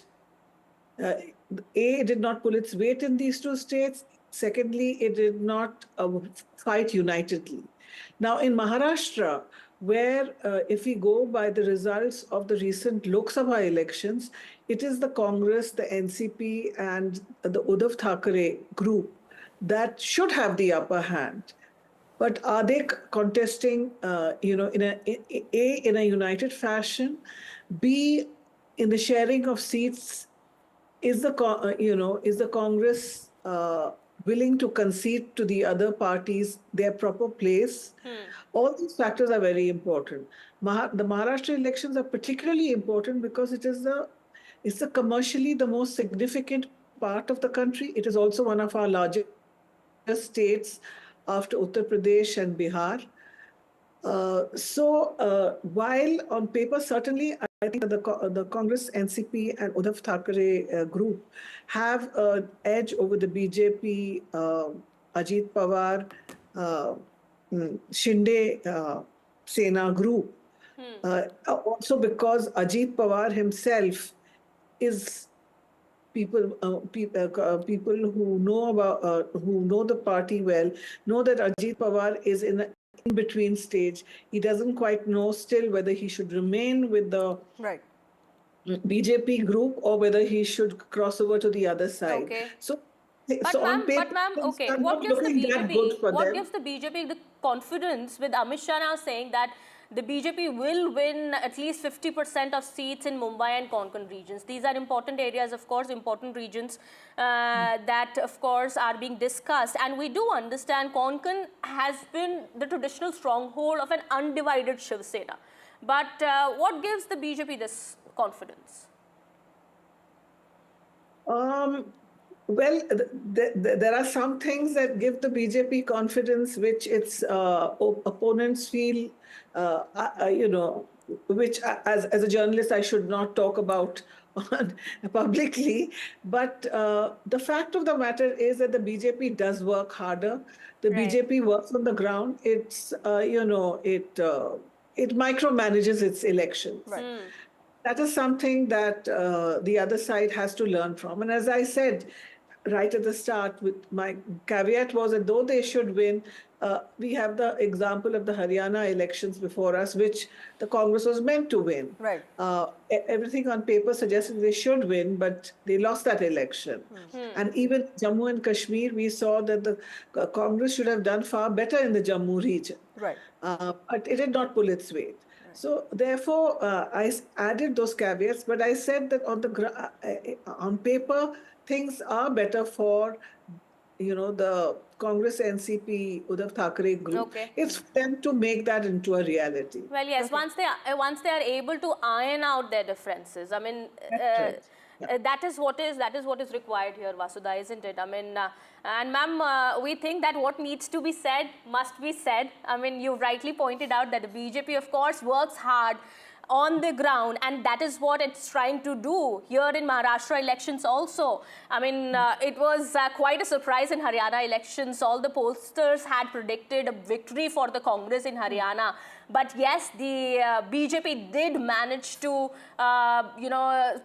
sprung a surprise in Haryana. And who knows what happens in Maharashtra. And the party says it was not really a surprise for the party, workers. Smita ma'am, also let me ask you, this whole relationship between Eknath Shinde and the BJP. Initially, there was a lot of, enthusiasm over Maratha Chief Minister. But in the last few days, we've also leaders making it clear that the CM phase will be decided later. This is also to ensure that the party workers in the BJP don't feel completely left out of power. How do you see this equation turning out? Because like you pointed out, Ajit Pawar, the Mahayuti, that equation doesn't seem to be as warm as it was in the earlier stages. But with Eknath Shinde, is the Mahayuti, completely decided that Eknath Shinde is going to be the factor that's going to lead them? Also because he performed the best in 2024 Lok Sabha elections. Well, that is a dilemma for the BJP. I was talking to some senior leaders, senior BJP leader just last week, who said that they are working very hard on making sure that the BJP in Maharashtra fights unitedly. Because the BJP workers and leaders in the state feel that if it's a foregone conclusion that Eknath Shinde will be the chief minister, there is not that much incentive for them to work, which is precisely why, as you pointed out, they would like to keep the question of chief minister an open question. And then they will resolve that issue. If that alliance wins, then they will possibly go by the strengths of the parties on the ground. But if the BJP workers and leaders in Maharashtra know that it's a foregone conclusion, that it will be Eknath Shinde, there is that much less incentive for them to work as hard as they should, given that it is a difficult, given that it's a very difficult election. So it's going to be a crowded election with 6 parties and, 2 big parties splitting. So there's a lot of family politics and also a lot of internal conflict that, of course, will be a challenge for both sides to sort of address. Well, yes, and let's also now listen into what the Chief Election Commissioner had said on the announcement of the dates. Listen in. The schedule for Maharashtra, this will be in single phase. The notifications, date of notifications are in front of you. 22nd October would be date of notification.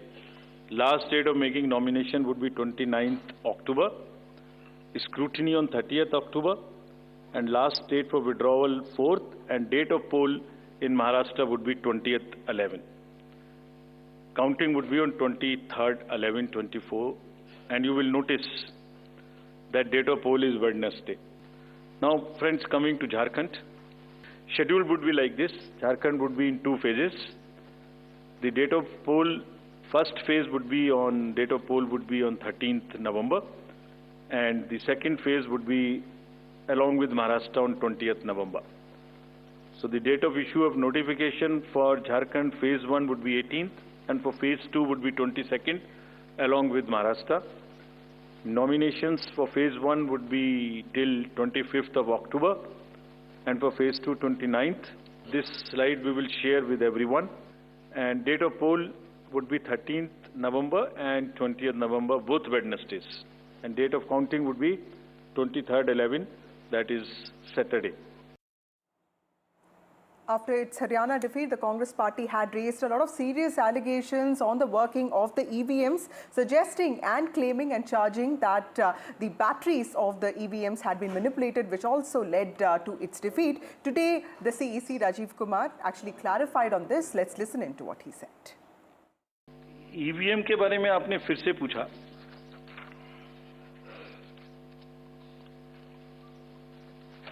बहुत बार मैं बता चुका हूं आपको. थोड़ा समय लगेगा तो फिर से बता देता हूं. 6 महीने, लगभग 5-6 महीने फर्स्ट FLC शुरू होती है ईवीएम की. टेम्पर नहीं हो सकती, उसमें कोई कनेक्शन नहीं हो सकता. अभी लोग पूछते हैं जब पेजर से उड़ा देते हैं तो ईवीएम को कैसे हैक नहीं कर सकते. ये भी पूछते हैं। जब कोई किसी कंट्री में पेजर से उड़ा दिया तो ईवीएम में हो जाएगी। अरे भाई, पेजर कनेक्टेड होता है, ईवीएम कनेक्टेड नहीं होती। मेरे पास में एक पूरा रिकॉर्ड है। ये हम जो भी ईवीएम की शिकायतें बाय द वे आई हैं, वो हमारे पास 20 शिकायतें आई हैं। हर 20 शिकायत का हम इंडिविजुअल जवाब देंगे, फैक्ट बाय फैक्ट। जब मशीन में कमीशनिंग होती है उस दिन उसमें बैटरी डाली जाती है। पहले आया था, पहले और बहुत सारी चीजें आई थी कि वो हैक हो सकती है, उसका बोट इधर डाला तो इधर जा सकता है, कुछ हो सकता है। ये पहली बार आया। अब हम ये भी सोच रहे हैं कि इससे अगला क्या आएगा, हम नहीं समझ पा रहे इससे अगला क्या आएगा, बट लगता है अगला भी कुछ आएगा, रुकेगा नहीं। All right, so the CEC responding on the Congress charge on the EVMs. Well, of course, now the dates for Maharashtra and Jharkhand are out. It's promising to be a complex and intense election and an interesting election battle on the 20th of November in Maharashtra and in 2 phases in Jharkhand. Yes, and it's going to be very interesting. Also, the nuances of Maharashtra are different from what happened in Haryana. But of course, there are challenges that both parties will have to face. Remember, there are 6 parties in the fray, which makes the battle all the more complicated, but also very interesting. All right, with that, it's time for a short break here. We'll be right back with more news and updates.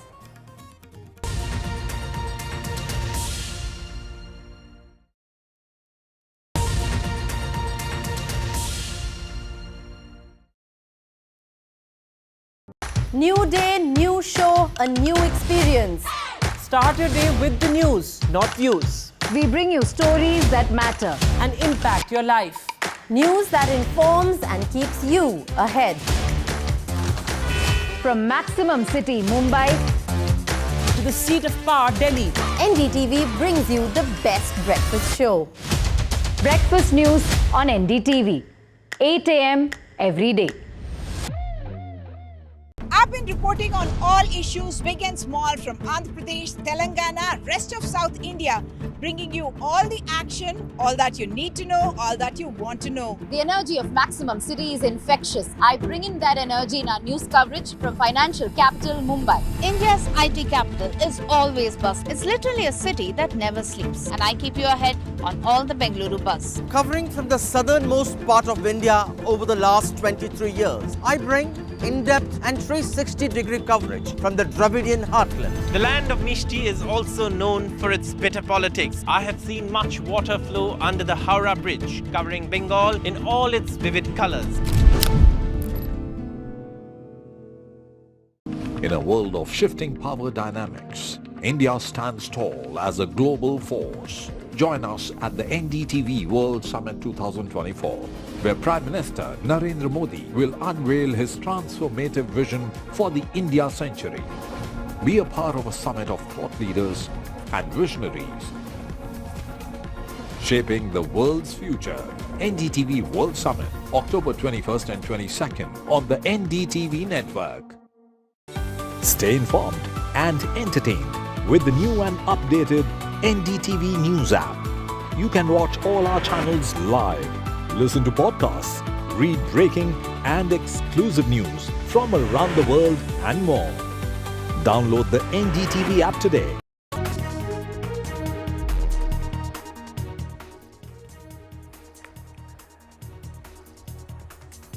Maharashtra elections to take place on 20th of November, counting on 23rd. The Maha battle begins.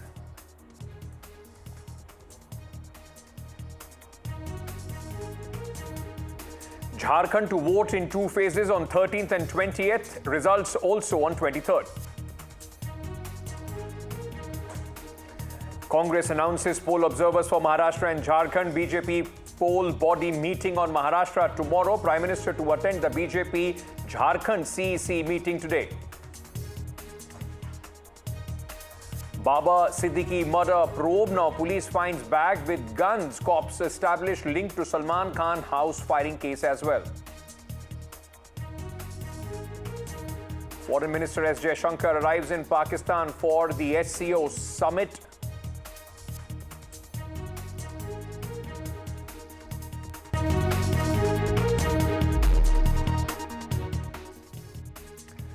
Good evening and welcome to NDTV, ladies and gentlemen. Big day for Maharashtra and Jharkhand as the elections for the State Assembly has been announced by the Election Commission of India. The ECI today announced the poll schedule for Maharashtra and Jharkhand. And the elections, in fact, are going to take place in a single phase in Maharashtra on November 28th, while Jharkhand will vote in two phases on 13th and 20th. The results for both the states will be announced on 23rd of November. Maharashtra Assembly term will end on November 26th, while the term of the Jharkhand Assembly is due to end on January 5th, 2000.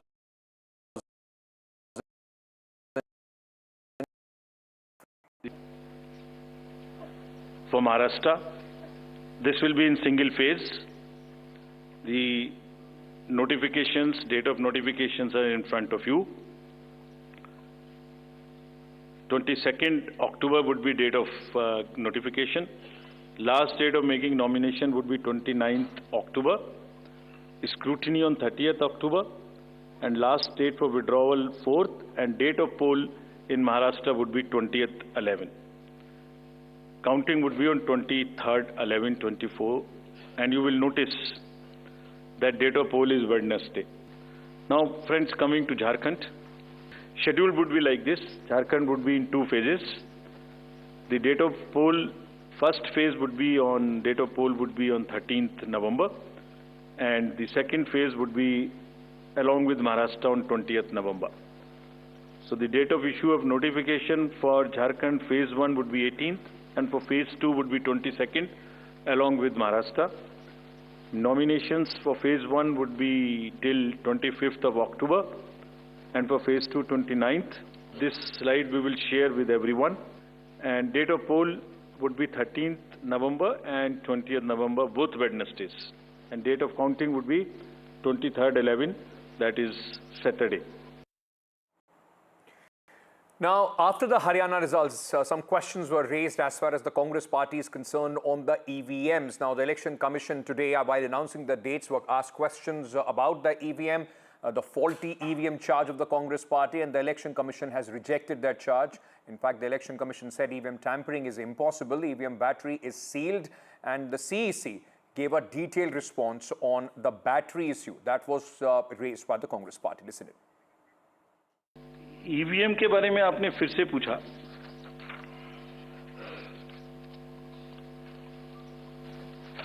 बहुत बार मैं बता चुका हूं आपको, थोड़ा समय लगेगा तो फिर से बता देता हूं। 6 महीने, लगभग 5-6 महीने फर्स्ट एफएलसी शुरू होती है ईवीएम की। टेम्पर नहीं हो सकती, उसमें कोई कनेक्शन नहीं हो सकता। अभी लोग पूछते हैं, जब पेजर से उड़ा देते हैं तो ईवीएम को कैसे हैक नहीं कर सकते, ये भी पूछते हैं। जब कोई किसी कंट्री में पेजर से उड़ा दिया तो ईवीएम हैक हो जाएगी। अरे भाई, पेजर कनेक्टेड होता है, ईवीएम कनेक्टेड नहीं होती। मेरे पास में एक पूरा रिकॉर्ड है। ये हम जो भी ईवीएम की शिकायतें बाय द वे आई हैं, वो हमारे पास 20 शिकायतें आई हैं। हर 20 शिकायत का हम इंडिविजुअल जवाब देंगे, फैक्ट बाय फैक्ट। जब मशीन में कमीशनिंग होती है, उस दिन उसमें बैटरी डाली जाती है। पहले आया था, पहले और बहुत सारी चीजें आई थी कि वो हैक हो सकती है, उसका बोर्ड इधर डाला तो इधर जा सकता है, कुछ हो सकता है। ये पहली बार आया। अब हम ये भी सोच रहे हैं कि इससे अगला क्या आएगा, हम नहीं समझ पा रहे इससे अगला क्या आएगा, बट लगता है अगला भी कुछ आएगा, रुकेगा नहीं। Right, let's bring in my colleagues to get you a sense of what is happening in the poll-bound states on the ground and the strategy of the big political parties. I'm being joined at this moment by my colleague Radhika for Maharashtra elections. She's joining us from Mumbai. We have Prabhakar Kumar, my colleague, joining us on the Jharkhand elections. Sunil Prabhu is tracking the Congress party and their strategy. As we keep talking about, Sunil, the lessons of the Congress party after Haryana. So we'll speak about that in detail. But Radhika, coming to you first at this moment. This was something that the political parties and I'm sure the voters were also waiting for to go ahead, use their franchise and give their mandate. How has the single phase election in Maharashtra being taken by the various political stakeholders in the state? Certainly, this was much awaited announcement as far as Maharashtra elections are concerned, much delayed as well. Last year, of course, it took place in the month of October. It was a single-phase election last time too, and it was expected that this time too it will be a single-phase election during the assembly phase of it. Now, as far as the dates are concerned, we did hear the senior official there pointing that we deliberately ensured that it is 20th of November, which is a Wednesday. Considering the urban apathy of voters, we decided to keep it midweek so that more number of people will come out and vote.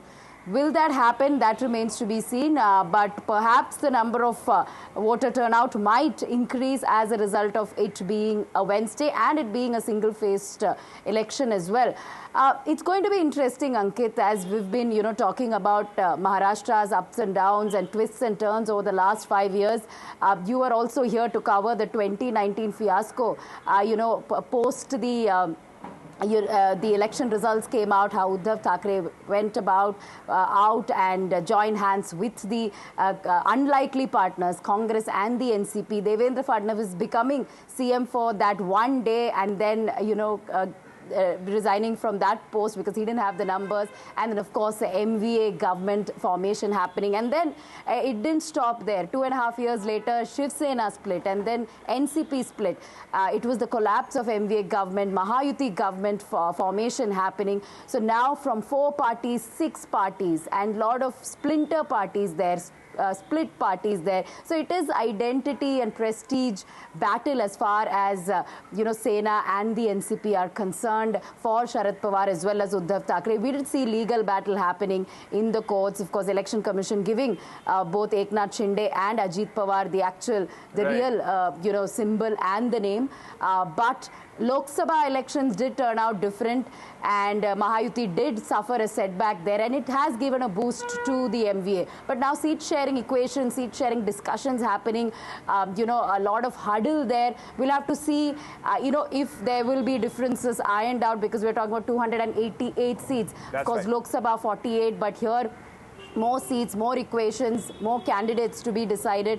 So yes, it is going to be fascinating election in the days to come. Absolutely, and I think as Radhika was, telling us, the core of possibly this election is going to be the identity politics. Who is the real Shiv Sena? Who is the real NCP? All those questions are going to be answered by the voters come 23rd of November when we see the results.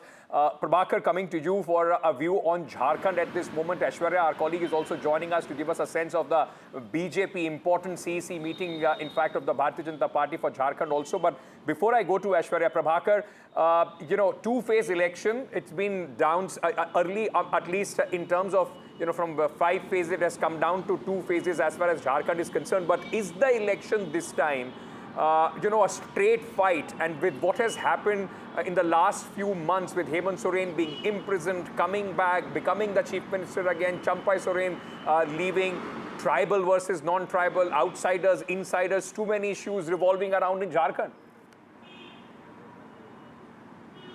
Exactly, that is what the Jharkhand election is all about. It's always been a tribal versus non-tribal. And remember, if you see both the camps, as far as the India Alliance is concerned, they are very done and dusted. They are settled. You have a chief minister's face there, who is Hemant Soren. You have JMM in the driving seat, and then you have alliance partners as RJD, Congress, and left parties. But talking about the NDA, they still have to cobble together their entire alliance as far as the seat sharing is concerned. They earlier were 2 parties, majorly 2 parties, BJP in the driving seat, I would say, and they had AJSU, All Jharkhand Student Union, headed by Mehto. Now you have 3 new alliance partners there. You have JDU, Nitish Kumar's JDU, you have Chirag Paswan's party, and then you have Jitan Ram Majhi's party. And they're all demanding their share, and they want a bigger share for their party. Now, what we are learning from the BJP sources is that JDU is being offered 2 seats, and both Jitan Ram Majhi and Chirag Paswan, they are being offered 1 seat. So whether these 3 parties will agree to the number of seats which BJP is offering them, I have my doubts. So BJP has a serious bargaining there, and they will have to stitch that number together, satisfy them before they actually go to polls. They don't even have a chief minister's face, which is what the opposition would certainly be raising issue about. Though they have 3 former chief ministers, they have Champai Soren, they have Babulal Marandi, and they have Arjun Munda, all 3 chief ministers in the BJP camp, but they haven't declared the chief minister's face yet. Now, if you see the Lok Sabha election results in Jharkhand, traditionally, in the tribal-dominated states, is the JMM which did well, and the BJP could not do well there. So the real fight would be in the tribal areas, actually, to garner the tribal votes, and BJP would try tooth and nail this time. 28 out of the 81 seats are designated as the tribal seats in Jharkhand. It will be a fascinating election to see what happens in those seats. Sunil, coming to you at this moment, with respect to both Jharkhand and Maharashtra, and specifically with Maharashtra, a very long list of names in charges, various specific regions today was released by the Congress party. Like we were discussing today, how is the Congress now balancing the entire, the alliance and also the seat sharing formula as we go ahead with Maharashtra and Jharkhand? Well, now that the dates have been announced, I think there will be a finalization. They've been working for the last few months, having coordination committee meetings to decide on that.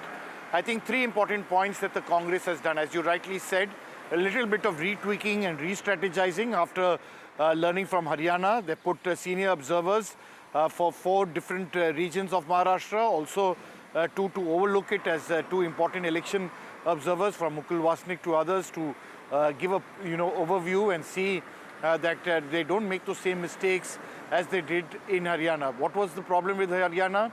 They didn't take care of the rebel factor. They didn't take care of the infighting. There was overconfidence.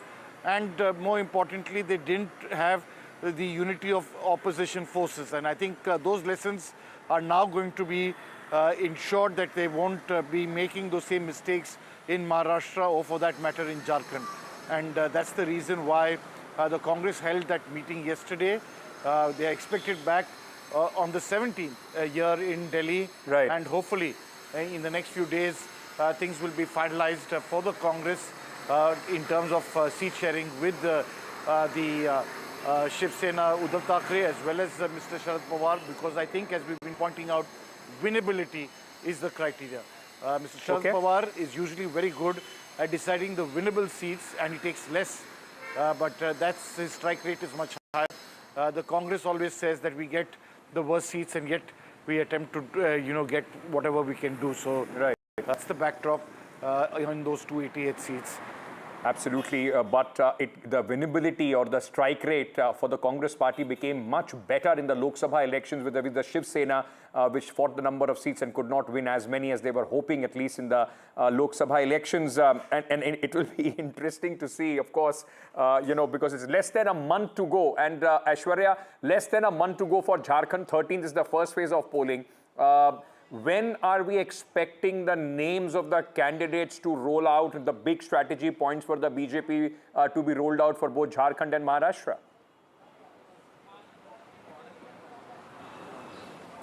Well, today is that big Bharatiya Janata Party CEC meeting, which will be chaired by Prime Minister Narendra Modi, and the last meeting that concluded at JP Nadda's residence, where all the Jharkhand leaders were called in, including Shivraj Singh Chauhan and Himanta Biswa Sharma, who had been given the position of in charges for the BJP. Now, what we have been told as far as sources are concerned, that they had shortlisted the final list as far as the candidates are concerned, and as you were rightly mentioning, about 27 tribal seats, with Champai Soren coming in the Bharatiya Janata Party. They are very confident of winning 17 at least seats of the tribal belt.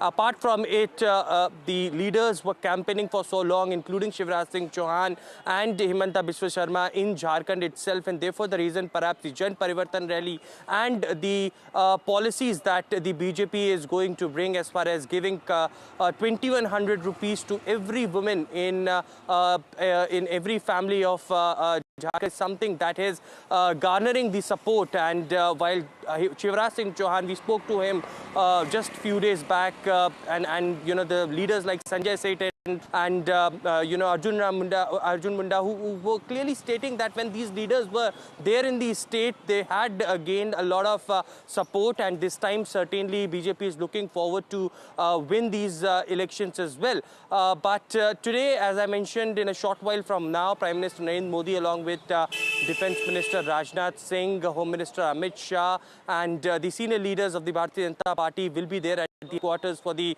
Central Election Committee meeting, and in a day or two we can expect the first list to come out for the Jharkhand polls for Bharatiya Janata Party. First list of the BJP could be out soon. We've usually seen how quick the BJP is, in fact, in releasing their list of candidates. We'll have to wait and see what happens after the CEC meeting today. Senior journalist Rashid Kidwai Saab is also joining us at this moment. Rashid Saab, after the poll debacle of Haryana, let me just ask you a straight question. How important is this election, both these elections, Jharkhand and Maharashtra, are for the Congress party? Because in Haryana, if the Congress would have won, they would have had an additional chief minister. They lost that opportunity. Now going in with an alliance in Maharashtra and Jharkhand, how important are these elections? So Ankit, in a nutshell, Maharashtra is a make or break thing, not only for the Congress but for India alliance. Remember, there is a crisis of confidence post Haryana debacle, because there was a lot of hype, and suddenly the Congress seems to have gone back to its pre June 4th situation, that is pre-Lok Sabha elections, and that therefore the Congress needs to do very well. I heard Sunil Prabhu spell out a lot of things that what Congress would be doing, but the most important thing is picking a right kind of candidate, because what we have seen in Haryana, and Ankit, you were there on the ground, that the Congress picked a lot of wrong candidates in terms of their caste profile, in terms of the entire premises that the Jat vote and Dalit vote is there in their kitty. Remember, in Maharashtra there are three major social groups are there, that are Marathas, Muslims and Dalits. So the Congress thinks that they almost constitute about 48% or 50% of vote share, and since they have that support, they it would be very easy for MVA. But what we have seen in Haryana, that the dominant caste, Jats being there and Marathas being in Maharashtra, the Congress cannot take it for granted, and that is where I think there is a lot of anxiety, and there is a whole issue about EVM, whether the EVMs are transparent or are fair. Today the Chief Election Commissioner did try to respond, but the Congress is not convinced. Sir, may I also ask you, because I was just going through the list of the names that the Congress party has made in charges of various sections as far as Maharashtra is concerned, and few of those names find themselves, are the people those who were in charge of Haryana as well. While we are talking about lessons being learned, like Mr. Gehlot and so on and so forth, is the Congress party once again relying too much on their senior leaders, those who in the last few elections have neither performed in their states and have also been non-performers in other various states where they have been made in charges of? Yes, Ankit, that's a very good question. I think Congress has gone for, chale hue kartoos, all those people who are sort of weighty, former chief ministers and all, but they have not, done well in terms of political management. So I think the Congress is trying to, strike a balance between, the senior leaders and trying to please everyone. I think the better course would have been, because in state assembly elections, it is the local leaders who matter. The outsiders have very little, or often they act as a spoiler. So I think it would have been better if Mr. Mallikarjun Kharge, who is the old head of Maharashtra, comes from a neighboring Karnataka, had stationed himself and micromanaged this election. So Office of Congress President moved from Delhi to Mumbai for a short duration, for a month. It would have done a lot of good. But more observers you have, the greater crisis, the greater kind of, I would say, confusion would be there. So this list of observers doesn't impress me. It would not impress the voters. May I also then, in conclusion, also ask you, sir, because you've been watching the politics of this country and also specifically the politics of the Congress party for very, very long. The Congress party leaders, like in Haryana, we kept hearing them that we would stake our claim to the chief minister's post. Possibly Congress is going to fight the maximum number of seats. And is the Congress at this moment, do you see the Congress trying to make stay away from those mistakes. Don't think that the election is won and talk about the chief ministership. First win the election and then come to that conclusion. Again, I wish I would have said yes. The answer is no, because the Congress still lacks that kind of last mile connect in terms of electioneering on the polling day, management of poll booth. I mean, today they are trying to manage, EVM. They're saying they will have volunteers to keep a vigil on EVM before election, during election, and after election. But remember, this is an alliance government. There is already talk of Maharashtra congressmen, including the state Congress president Nana Patole, saying that there should be a Congress chief ministerial candidate. I think the Congress should first try to, make it click in the sense that alliance government. Once the alliance comes in, then they can decide who would be the chief minister. But already, as we speak, there is a buzz that Congress would want to, at least the state unit of the party wants to stake a claim on the office of chief minister. So this is the classical story of, counting, chickens before they are hatched. And this happens one election after another. We don't see Congress president making pronouncement. We see Rahul Gandhi making pronouncement. Then you have Vineyard election where till 13th of November, the Congress top leadership, central leadership will be preoccupied with elections in Vineyard where Priyanka Gandhi is contesting. After 20th, after 13th, they will, suddenly Maharashtra elections would gain momentum. That's a very, very important point that you have made, sir. Priyanka Gandhi, the Congress party would hope, or at least will try and make sure that her debut in the Lok Sabha, she wins with a big margin. Wayanad elected Rahul Gandhi. Will they share the similar love for Priyanka Gandhi is also at this moment will be tested on 13th of November. Thank you so much, Rashid Ji Baur, for joining us at this moment. Thank you for your views on how these elections are very, very important as far as the specifically the Congress party is concerned. Of course, the BJP would be hoping that they carry on the momentum in Maharashtra, in Jharkhand that they have gained from Haryana. But these elections, ladies and gentlemen, and make no mistake about it, are going to have, especially Maharashtra is going to have far-reaching consequences and impact on the national politics of this country. Quick break. We are coming back. Stay tuned.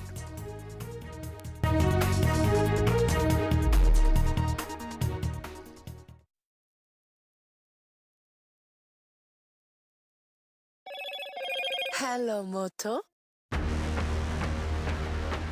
Motorola Edge 50 Pro, world's first AI-powered pro-grade camera.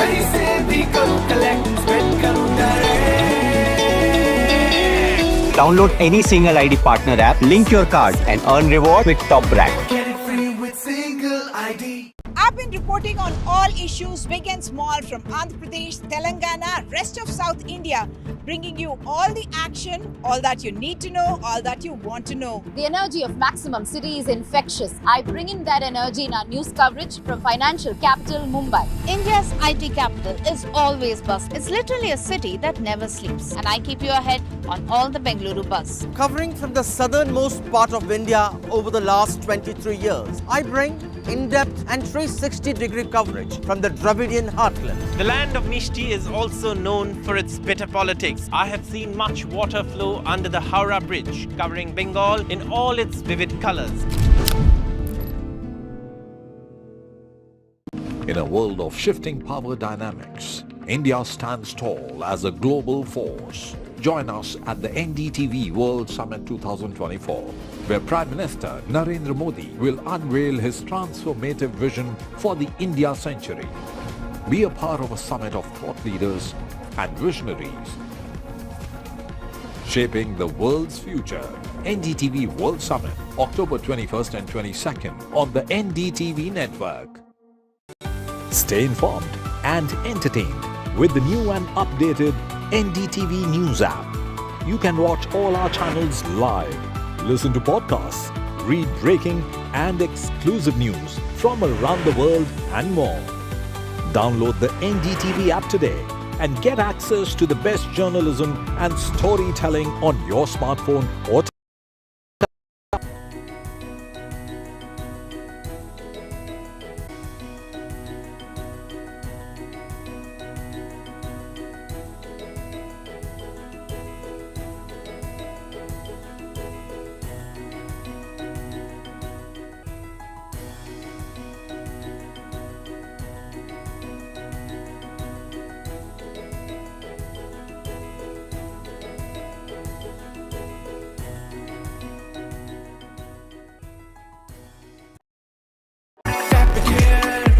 and swipe it there. पाऊँ rewards, मैं everywhere.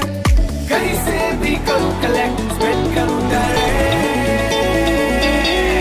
Download any single ID partner app, link your card and earn reward with top brand. Get it free with single ID. I've been reporting on all issues big and small from Andhra Pradesh, Telangana, rest of South India, bringing you all the action, all that you need to know, all that you want to know. The energy of Maximum City is infectious. I bring in that energy in our news coverage from financial capital Mumbai. India's IT capital is always buzz. It's literally a city that never sleeps. And I keep you ahead on all the Bengaluru buzz. Covering from the southernmost part of India over the last 23 years, I bring in-depth and 360-degree coverage from the Dravidian heartland. The land of Mishti is also known for its bitter politics. I have seen much water flow under the Howrah Bridge, covering Bengal in all its vivid colors. In a world of shifting power dynamics, India stands tall as a global force. Join us at the NDTV World Summit 2024, where Prime Minister Narendra Modi will unveil his transformative vision for the India century. Be a part of a summit of thought leaders and visionaries, shaping the world's future. NDTV World Summit, October 21st and 22nd on the NDTV network. Stay informed and entertained with the new and updated NDTV News app. You can watch all our channels live, listen to podcasts, read breaking and exclusive news from around the world and more. Download the NDTV app today and get access to the best journalism and storytelling on your smartphone or tablet. The NDTV app. News that matters to you. Tap it here and swipe it there. पाऊँ rewards, मैं everywhere. कहीं से भी करूँ collect, spend करूँ direct.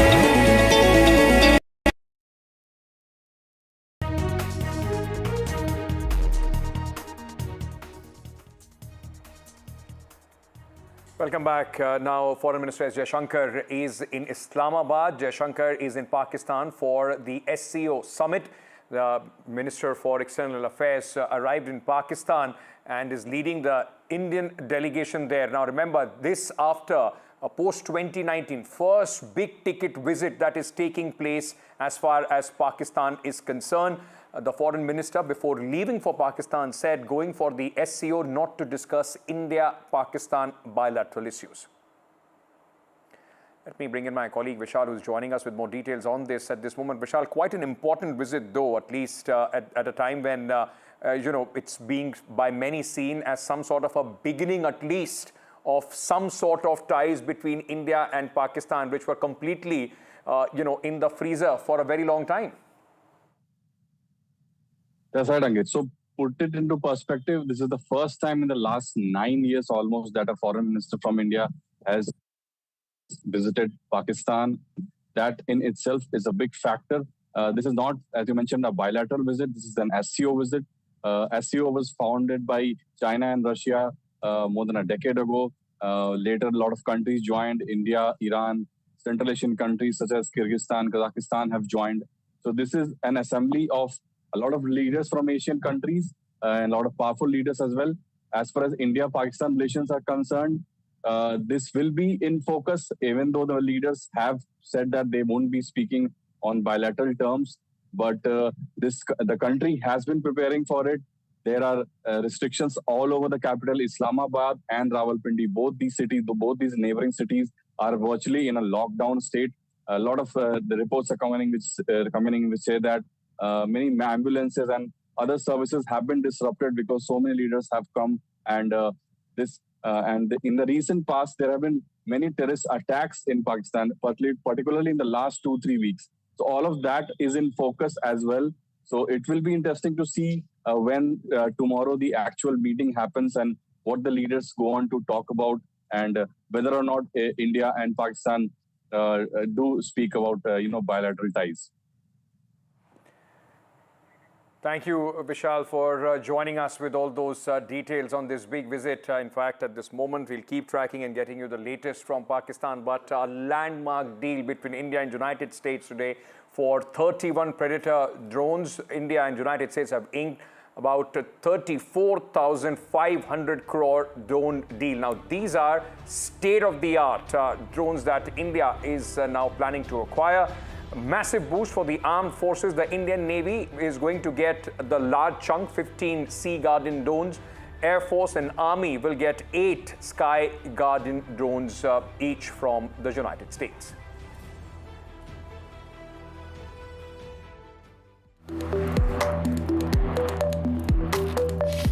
The MQ-9V Sea Guardian, the most advanced maritime reconnaissance drone in the world, capable of flying up to 40 hours non-stop, while potentially tracking Chinese and Pakistani warships, pirates out at sea, or any naval threat. The Navy will get 15 Sea Guardians, while the Army and Air Force will get 8 Sky Guardian drones each, meant to keep an eye out along the Himalayan frontier. The total value of the deal is 32,000 crore rupees, and the first drones will start entering service in about 4 years. The MQ-9V is the world's best military unmanned capability for doing that. So with a very high endurance as well as a very high altitude at which it can operate, equipped with long-range radars for detecting and targeting ships at sea or military equipment on land. They're equipped with long-range SIGINT and ELINT sensors, large aperture video sensors, etc., with long-range and short-range potential of carrying weapons. The Sea and Sky Guardian drones, which will also be maintained, repaired and overhauled in India as part of the deal, will be a huge boost for India's armed forces. These come at a time when China, the world's largest drone manufacturer, has deployed a host of new drones in Tibet, all directed at India, as these satellite images broadcast on NDTV show. The drones can also be armed with short-range missiles, though the primary role will remain persistent intelligence-seeking missions, when imagery, day and night, and through a host of other sensors, can be shared across platforms on a real-time basis. This will enable the Navy, Air Force and Army to react instantly to threats over land and out at sea when they emerge. Vishnu Shom for NDTV. All right, the cold-blooded murder of politician Baba Siddiqui in Mumbai has sent shock waves across and once again brought back the memories of the Mafia Raj in Mumbai. My colleague Maria Shakil is in exclusive conversation with filmmaker Ram Gopal Verma, who has in fact made a few movies on the underworld.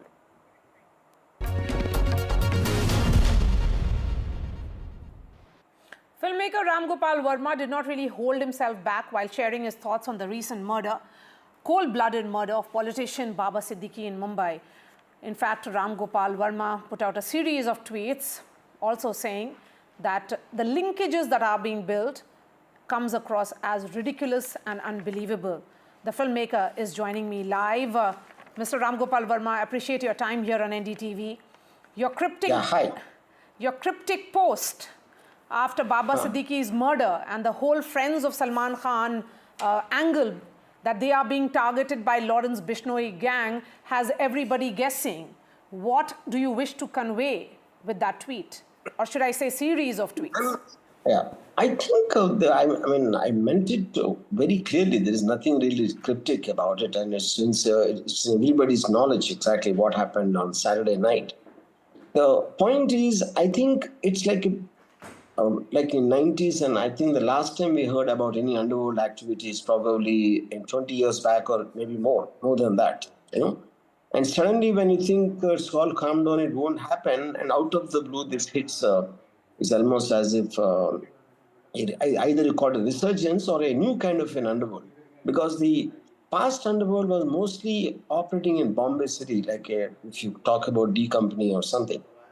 But here this suddenly looks like an international this thing where they have shooters all over the place and even abroad and all that, and they operate from jail. This is something you never heard. Yes, we heard of gangsters operating from jail, but not at this level and this scale, you know.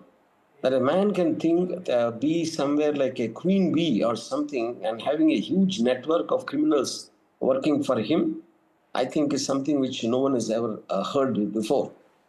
And the uniqueness of the situation, it looks like in the past, if someone does a crime, you want to track him and you want to, he's absconding or you're trying to catch him. And the kingpin who's claiming that it is him, he's already in the custody of the government. So that is a very unique situation when one can't make out how it can be sorted. Yeah. And Mr. Verma, since you have made a number of movies on Dawood Ibrahim as well, one of your films was on him. Politicians having fallen victim to gang-related attacks is nothing really new. It reveals the known dark underbelly of Mumbai. And do you think this is completely out of the blue or completely new kind of crime which is emerging? I think this is a very new kind of a thing because, see, the underworld is more like a business organization, though it does crime, though it does violence sometimes to fast track their reasons for getting money. And I'm not saying this particular gang is not into that, but additionally, I think the character of Lawrence Bishnoi is to take into consideration here. Like on one hand, he says he wants to take revenge on a film star for killing a deer.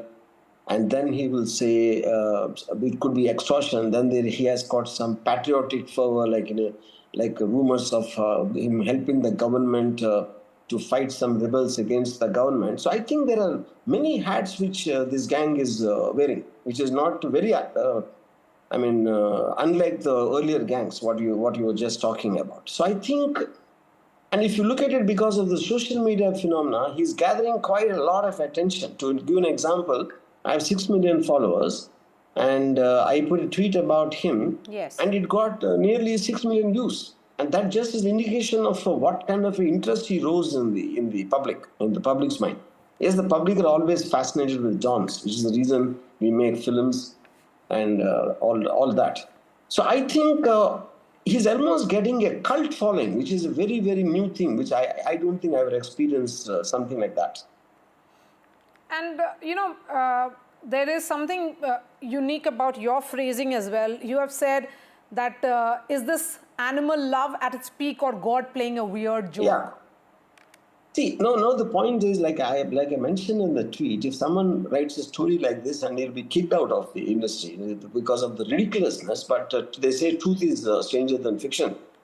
So the point, I think he's getting all this publicity mainly because of what he said about Salman. So we never in the world history, I think anybody heard that to take a revenge for a deer's death, he wants to kill a superstar. So that is what which actually caught the attention apart from the death of the pop singer Sidhu Moosewala. So this also on the side, apart from his intentions of what he wants to get out of it, he's taking a very new approach, like how when we make films, we want to make a trailer, we want to make some kind of a promotional pitch.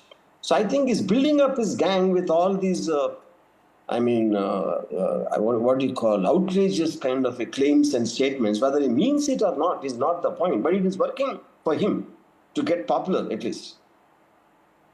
And you say that this is almost like a cult-like following that he may have. Yeah. But Mr. Verma, I had a top cop on my show last evening, and he said that this is a Lawrence Bishnoi announcing his arrival in Mumbai because there is a vacuum among the mafias or gangs in there after, what is seen as not so active Dawood Ibrahim.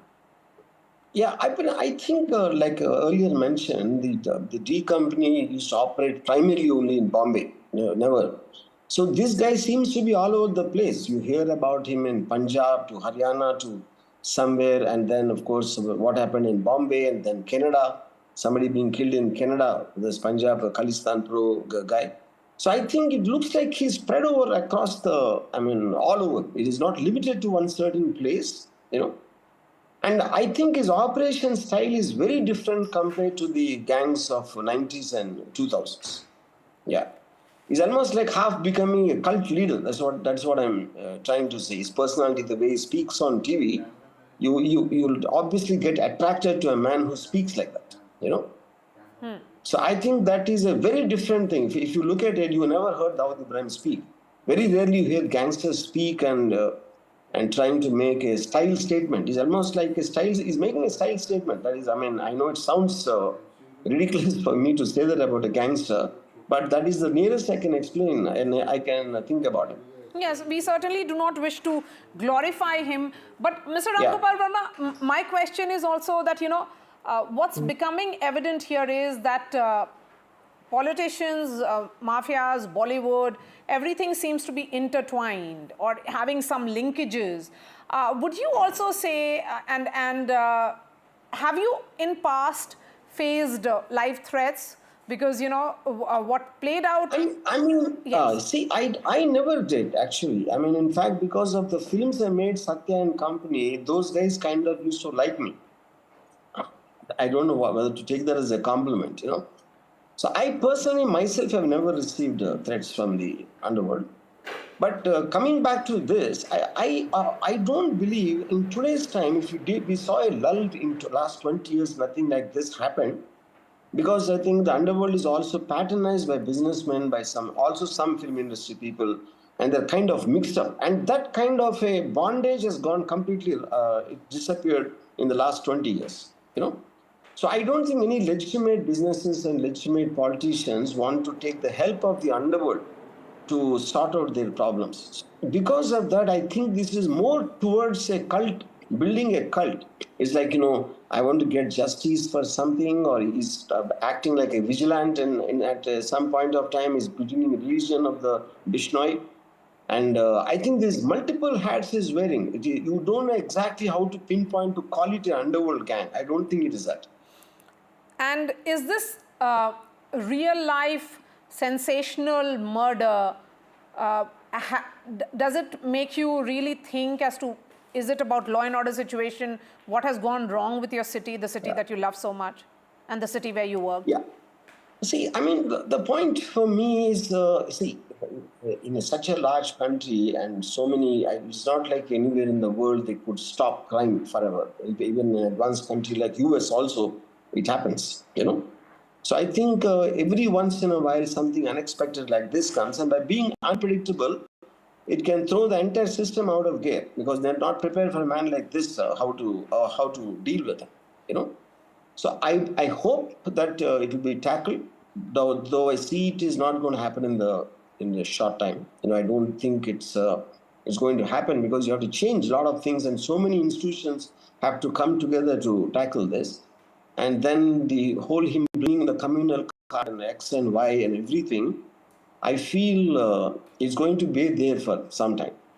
Till it'll get worse before it gets better is what my prediction is. Okay, as someone who has made so many mafia movies, you know, does this, you know, very, very sad episode make you inquisitive in terms of your film direction or film scripting area? Yeah, I mean, as a filmmaker, I'll always be interested in something as dramatic, because eventually, as a filmmaker, I will want to mirror what's happening in real life, you know. So as a character, it interests me as a study, like a criminal professor is interested in crime, not for doing crime, but it is just as a matter of study. Yes, I'm definitely very interested because of that. On Lawrence Bishnoi and the entire sensational murder? Yes. Okay. Ramgopal Verma, your final thought. Of course, you know, I'm looking at your tweets, which have, of course, gone viral, and a lot of reactions coming in. You still feel that it is unthinkable and ridiculous? No. See, when I use the word ridiculous, I thought like real life always throws up something which you can never imagine. I don't think even maybe 1 week back, somebody could have thought some random people will come from somewhere and shoot a man as big as Baba Siddiqui, you know, and then claim that they want to go after Salman because he killed a deer some 20 years back. I think the unpredictability of that kind of a character is what is making everyone talk about it, you know. So I think that is something which you can't predict, a person like this. And it is a personality of Bishnoi which is actually making the point. If in this entire equation, if you take out that him wanting to kill Salman because of the deer, I don't think anybody will be that interested. Because killings happen all the time. It's not like it's such a... But in the way he's talking, for what he is doing, the motive is what which is shocking, which is completely something which no one has ever heard before. All right, Ram Gopal Verma, thank you so much for joining us and sharing your thoughts with NDTV. Thank you.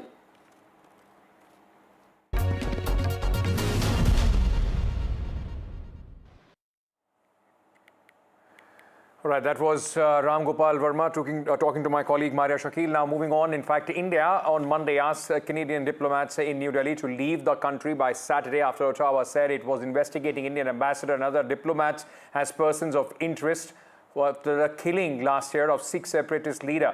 In a tit-for-tat move, Canada too has asked 6 Indian diplomats to leave the country after its police collected evidence they were part of the Indian government campaign of violence. The government of India has decided to expel 6 Canadian diplomats. The Canadian police have accused Indian diplomats and the consulate staff of clandestine and criminal activities in the country hours after senior diplomats were expelled from both the countries. Now, this has, really escalated the matters between India and Canada. Speaking to reporters at a hastily organized press conference, the head of the Royal Canadian Mounted Police, the RCMP, which is investigating the matter in Canada, said the force had evidence of agents acting on behalf of Indian government engaging in extortion, intimidation, coercion and harassment. The Indian government has conveyed that India reserves the right to take further steps in response to the Trudeau government's support for extremism, violence and separatism against India. Canada fully respects the sovereignty and territorial integrity of India, and we expect the Indian government to do the same for Canada. Latest coming in at this moment, trouble for the Air India flight to Chicago, which has been diverted now to Canada. Now, the flight lands in Canada after a bomb threat, in fact, apparently was made. So, even as you've been seeing, a lot of hoax calls around these bomb threats have been made recently also of many flights. But as the protocol is, every threat, even if it turns out to be a hoax, has to be taken very, very seriously, and measures are immediately employed to ensure that there is 0% chance of any mishap as far as the airlines are concerned. The Indian Airlines, Air India, in fact, has said that Air India flight from Delhi to Chicago has been diverted after the following a bomb threat. Let me all right, what we'll try and do, we'll go across to our colleague Vishnu Shom, who covers the aviation sector very, very closely to try and get more details. Ladies and gentlemen, remember, in the last few months, we have reported many a times where airports, schools and flights have to be, in fact, grounded because of bomb threats, which turned out to be hoax later. But at this moment, important news coming in on the broadcast.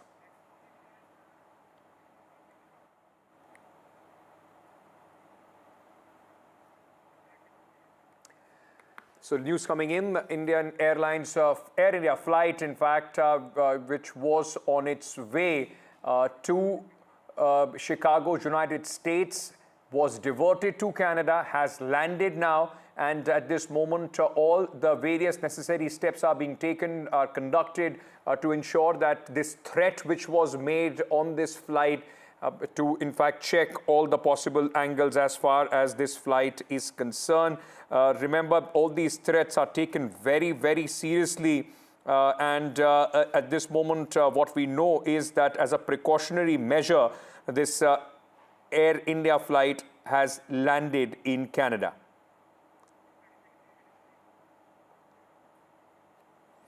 So this flight was on its way to Chicago, United States from India. And after that, what we know is that it has been diverted to Canada, where it has landed. Air India officials have said that there was a bomb threat which was made on this flight. So the flight was diverted and has safely landed in Canada. Air India has also said that they take all these threats extremely seriously, and Air India has also said that some other airlines along with Air India have been subject to such bomb threats, and post that this step was taken. Now the statement of Air India says that flight AI-127 operating from Delhi to Chicago on October 15, 2024 was subjected to security threat posed online, and as a precautionary measure has landed in Canada. The aircraft and the passengers are being screened as per the laid down security protocol. Air India has activated agencies at the airport to assist the passengers until such time their journey can resume. Air India notes that it and other airlines have been subjected to number of threats in the recent days, though all have subsequently been found to be hoaxes. As responsible airline operator, all threats are taken seriously. Vishnu Shom joins us with more details at this moment. Vishnu, over to you. As Air India has been saying that there have been many threats, not just to Air India, but to other airlines as well. Most of them turn out to be hoax, but airlines can't take a chance. No, in fact, it's a real crisis in the Indian aviation space. Just in the last of the in the last, I believe, 24 hours or so, there has been one social media site which is unverified. I believe it's a social media handle which has identified or stated that there will be attacks on specific flights on Indian Airlines, and this is one of the aircraft or flights which was actually targeted. AI-127 operating from Delhi to Chicago on the 15th of October. It has now landed in one of the most remote airfields in Canada, in Iqaluit, which is to the extreme northeast of Canada near the Baffin Bay. And it was, we'll get the exact number of passengers in a little while from now, but it's as a result of this that we have a real crisis in the Indian aviation sort of sector. And what I'd like to stress now is just give you a few details about the extent of the crisis, because this is certainly not a one-off sort of incident which has taken place. It's been happening now for a period of time. On the 14th of October, there were 3 international flights from Mumbai, 2 operated by Indigo, 1 by Air India, which received bomb threats. All of these flights were taken to isolation bays and they were cleared. This happened on the 6th of September 2024 when a Vistara flight from Mumbai to Frankfurt made an emergency landing in Turkey. It happened on the 18th of June 2024 when over 41 airports across India, including several main ones, received bomb threats. On the 26th of May 2024, Chennai Airport received 2 emails stating bombs would be planted. May 16, 2024, an incident involving an Air India flight from Delhi to Vadodara, where a bomb scare was sparked by a note found on a tissue paper. Now, throughout 2024, there's been an increase in the number of these hoax calls. Now, the Bureau of Civil Aviation Security is what is responsible, or the agency which is responsible for maintaining aviation security. They are investigating all of this. But for airlines, it becomes a nightmare, not least of all for passengers. Remember, there are lots of passengers. We'll get the exact number in a little while from now. But crews can only operate on long-haul flights for a period of time. After that, they cannot fly for a certain number of hours. So new crews have to be brought in as well. We are told that the passengers of this Air India flight are absolutely fine. They're being well looked after. But, it is a real problem now, and one that the government would certainly be looking at very closely.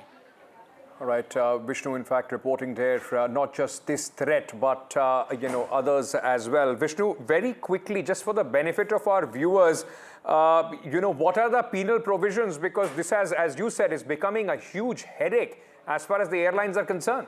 I don't remember the penal provisions right off the top of my head, but these would sort of result in very serious penal provisions and obviously jail time as well, Ankit. At least, examples need to be made of such people, those who issue these kind of unverified hoax, calls and threats as far as airlines are concerned, which disrupts the operations of many airlines and also inconveniencing passengers. Vishnu, thank you for all those details. With that, we are slipping into a short break. News and updates on the other side.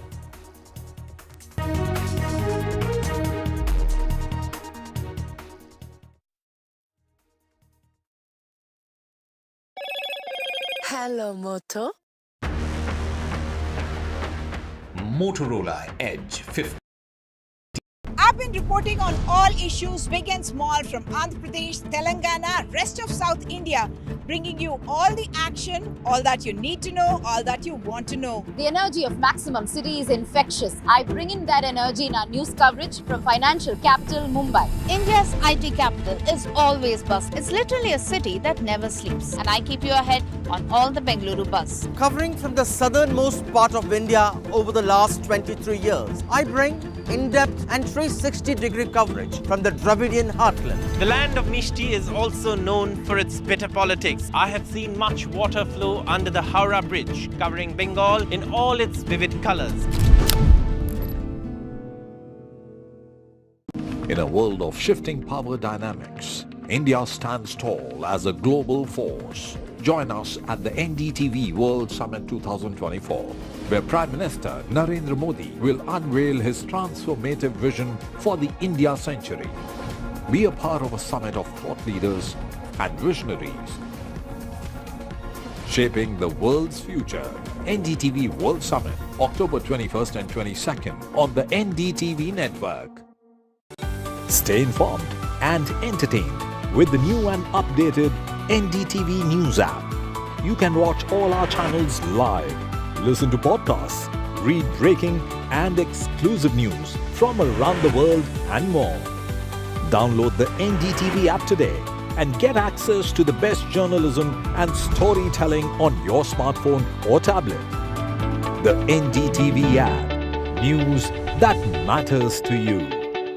I've been reporting on all issues big and small from Andhra Pradesh, Telangana, rest of South India, bringing you all the action, all that you need to know, all that you want to know. The energy of Maximum City is infectious. I bring in that energy in our news coverage from financial capital Mumbai. India's IT capital is always buzz. It's literally a city that never sleeps. And I keep you ahead on all the Bengaluru buzz. Covering from the southernmost part of India over the last 23 years, I bring in-depth and 360-degree coverage from the Dravidian heartland. The land of Mishti is also known for its bitter politics. I have seen much water flow under the Howrah Bridge, covering Bengal in all its vivid colors.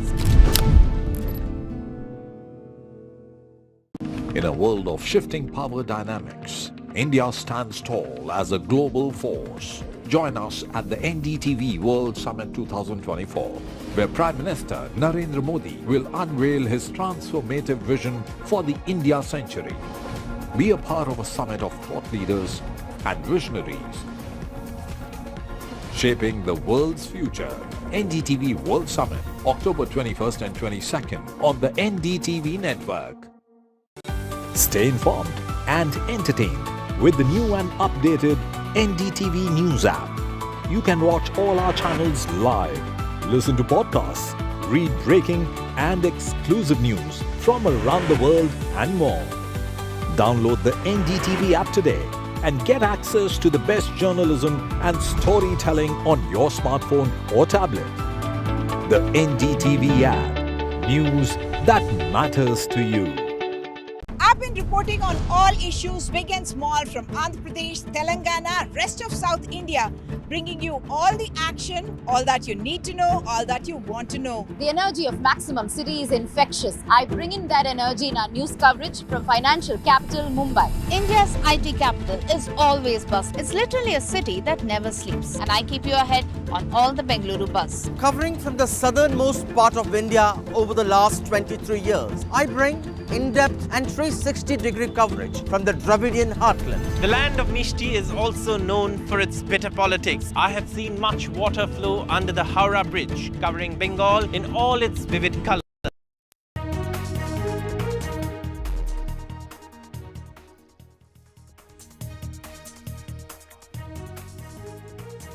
Good evening and welcome to NDTV. It's 6 p.m. time for news break here on the broadcast. Elections have been announced for Maharashtra and Jharkhand. We'll get you all the latest political buzz from the ground, and we'll also get you all the top stories over the cast of next 1 hour. Ladies and gentlemen, let's very quickly turn our attention to the headlines we are tracking at 6 p.m. Maharashtra to vote on November 20th. Counting for the votes for both Maharashtra and Jharkhand to take place on 23rd November.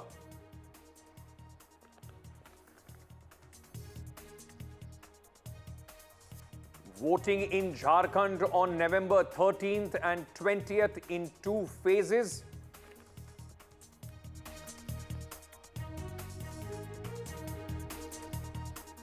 ECI Chief Commissioner responds to opposition's EVM tampering remark.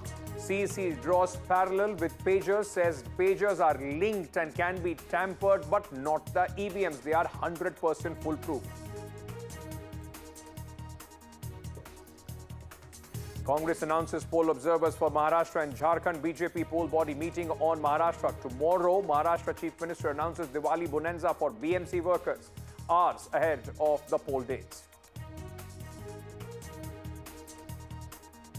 Mumbai police makes 4th arrest in Baba Siddiqui murder case from Uttar Pradesh. Cops established link to Salman Khan house firing case as well. Foreign Minister S.J. Shankar arrives in Pakistan's Islamabad for the SCO summit.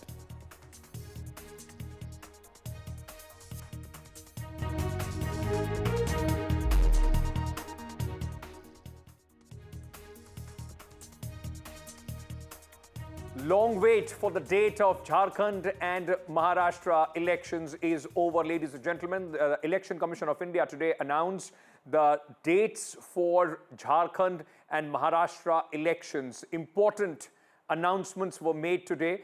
Maharashtra is going to vote in a single phase election. November 20th is the day of voting, and Jharkhand in 2 phases is going to vote on 13th and 20th. The results for both these states are going to be announced on 23rd of November. Along with these 2 states, bypolls for various assembly seats across the country, specifically speaking about important, in fact, in Uttar Pradesh, 9 seats there. And along with that, 2 Lok Sabha seats are also, the schedule have also been announced by the Election Commission of India. In their press conference today, the ECI also took some questions regarding the EVMs, tampering charges have been made by the opposition parties. Let's first listen in to what the Election Commissioner said about the elections. The schedule for Maharashtra, this will be in single phase. The notifications, date of notifications are in front of you. 22nd October would be date of notification. Last date of making nomination would be 29th October. Scrutiny on 30th October. And last date for withdrawal 4th. And date of poll in Maharashtra would be 20th 11. Counting would be on 23rd 11 24. And you will notice that date of poll is Wednesday. Now, friends, coming to Jharkhand. Schedule would be like this. Jharkhand would be in 2 phases. The date of poll, first phase would be on, date of poll would be on 13th November. And the second phase would be along with Maharashtra on 20th November. So the date of issue of notification for Jharkhand phase 1 would be 18th and for phase 2 would be 22nd along with Maharashtra. Nominations for phase 1 would be till 25th of October. And for phase 2, 29th. This slide we will share with everyone. And date of poll would be 13th November and 20th November, both Wednesdays. And date of counting would be 23rd 11, that is Saturday. Right. So just to get a sense of how the announcement of dates has increased the political activity and the buzz on the ground, let me introduce my colleagues, those who are joining us for a 360-degree perspective. Anuj is joining us from Mumbai to speak about what's happening in Maharashtra. Prabhakar is joining us from Bihar at this moment, but his neighboring state, Jharkhand, is all set for the elections as dates have been announced. Sunil Prabhu joins us to get us a sense of the Congress's strategy. We'll also be joined by Akhilesh Sharma to give us a sense of when the BJP is expected to announce their candidates, for Jharkhand and Maharashtra. But let me start with you, Anuj, at this moment. Just hours before the election dates were announced, a BMC, workers' bonanza has been announced by the Chief Minister.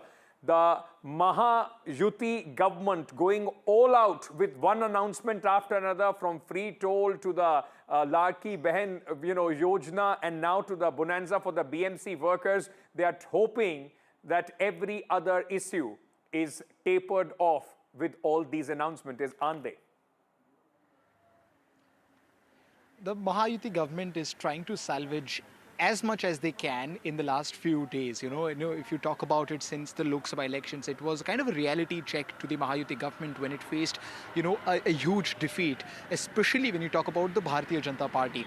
But since then, we've seen announcement after announcement, and they've been very strategic in nature. It's not just been concentrated towards the urban or the rural populace or the geography of the state, but they've tried to strike a balance between their announcements and trying to cater to different sections of populations, including those who were kind of sidelined during the Lok Sabha elections. One of the examples of that was also the fact that the narrative of the government being against the constitution hit them as far as the Dalit and the Muslim votes are concerned, and the Mahayuti government tried to consolidate it by having regular talks and conversations with several leaders from that community. Besides that, the last announcement that came in was from the BMC side, where a bonanza of 29,000 rupees, which was a request made by the unions, for Diwali, has been approved, and the Chief Minister here has played a role of a moderator or facilitator, because this has been approved as the authority of approving it was with the BMC commissioner. But the government has been trying to kind of take credit and trying to put forth every possible step just to make sure that